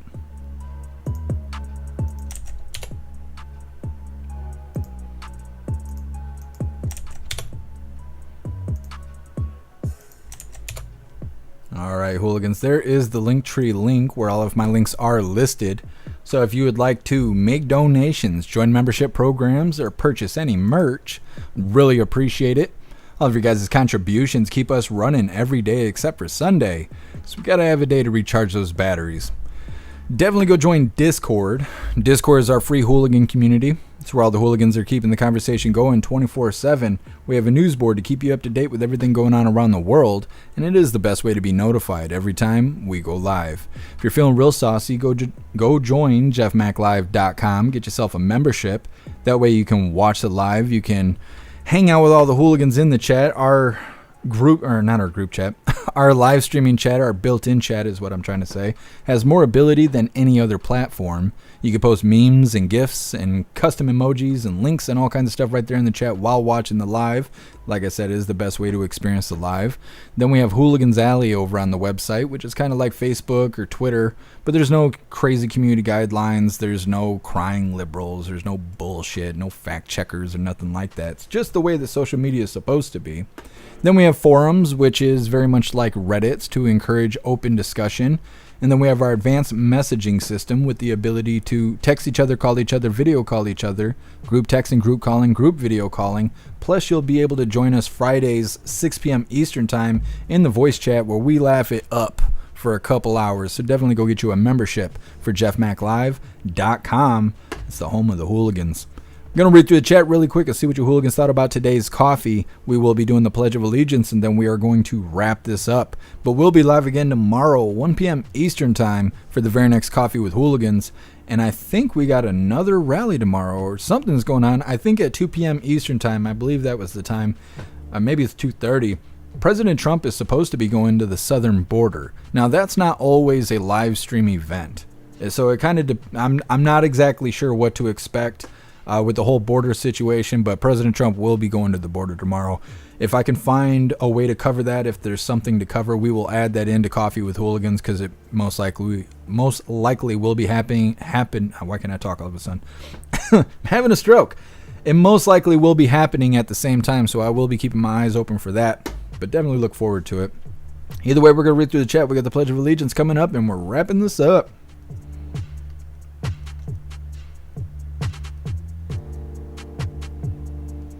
Snugs, Trump at the border, Right Side Broadcasting, 1:30-ish.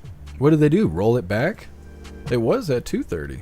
Well, they might be going live at 1:30, but I don't know now. Weird. I wonder if they changed the time. Thank you for letting me know, Snooks.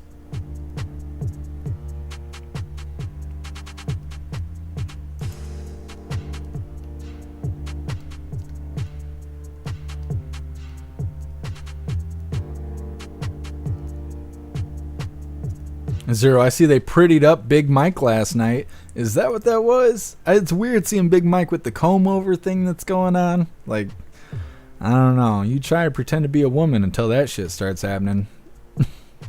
I don't know. It was looking rough. Salty Ragu, I need that on VHS. Yeah. I have to print you off some tapes here. You gotta put the tape over the corner of the VHS tape so you can record over it. I used to do that all the time with music videos. Be taking old tape. I'm like, what is this? Care Bears? We don't need that. We can tape over this and record some music videos. Old school shit. Used to do the same thing with cassette tapes. Put a little tape on it and record all your favorite songs from the radio. You guys feel old yet?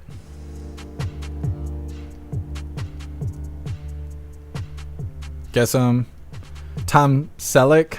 Is that who Trump was playing? 10 Man looked like he was zooted. He did. Theo Von always looks like he's under the influence of something. I think he was probably really nervous. He's probably never been around so much security and stuff like that. I'm sure Secret Service was eyeballing him, especially while he's sitting there talking about cocaine.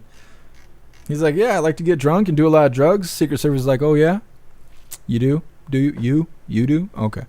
He's like, I'm trying to be funny. Please don't look at me like that. Like, shit.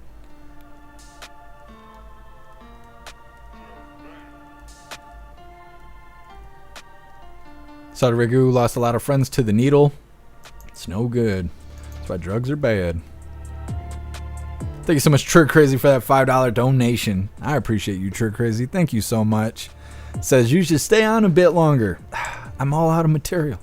I gotta figure out what I'm gonna eat for dinner before the store closes. Freestyle. No. We're not freestyling. Maybe at the voice chat. We'll see. What's up, Sausage King? Happy freedom. These Antifa sissies don't riot like Antifa did in 2020. Yeah, Sausage King. That's what I've been saying. It's too bad those 2020 rioters all died from meth addiction, because these new guys, they're just not doing it. They're not doing the thing. Matthew, it's so sad to watch someone... Wait a minute. Someone die from beer. I've seen it with my neighbor. Yeah, Matthew.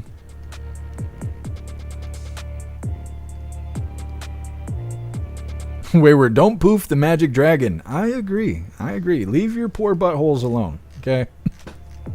Don't be treating it like your new pocket, okay?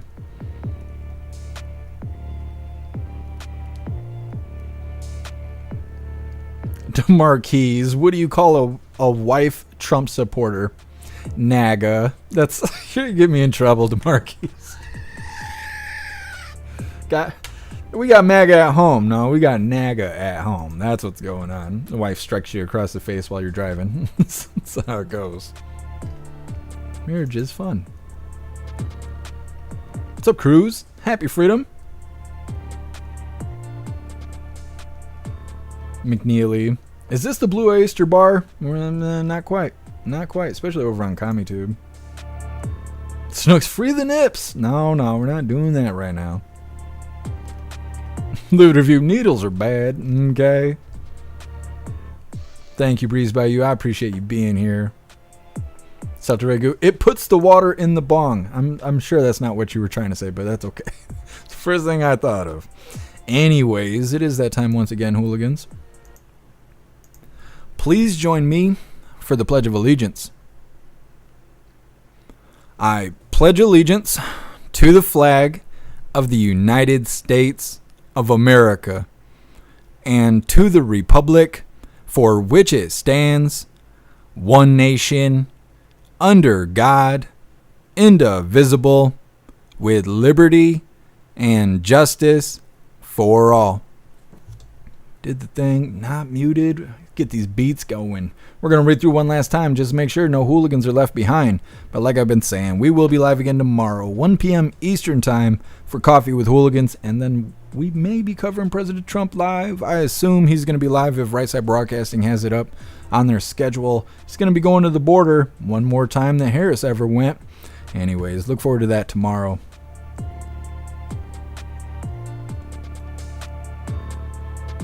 Hell yeah, heard you, sir. I hope you have fun at the festival. I wish I could go to a music festival. It's been years. Guess I'm America, you bitches. The Duke Nukem. It's been a long time. We need to make Duke Nukem great again. Duke Nukem comes out nowadays. He's gonna be all trans and shit. What is this, guess? Why do I look like a baby? Why I got my mouth open? Say YouTube again, motherfucker. Goodness. I look at my afro though. I'm styling on him. It's good stuff. It's good stuff. Appreciate you being here, Live It Review. Oh, Trigger Crazy, we're not leaving you behind. We're heading to the southern border to come pick you up. It'll be fine. What's up, MU? Happy freedom, and thank you for being here with us. Thank you, Pumpkin. Thank you, Wayward.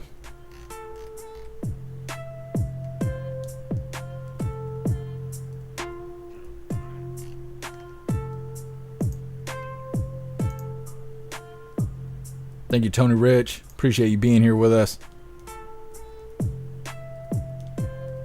Mitchell, Puke Jukem. I mean, I don't know. What's wrong with Duke Nukem? They didn't already make him gay, did they? Anyways, that's alright. I'll see you guys tomorrow, 1 p.m. Eastern time-ish, for Coffee with Hooligans. Huge shout out to everyone that made donations, joined the membership programs, or purchased any merch.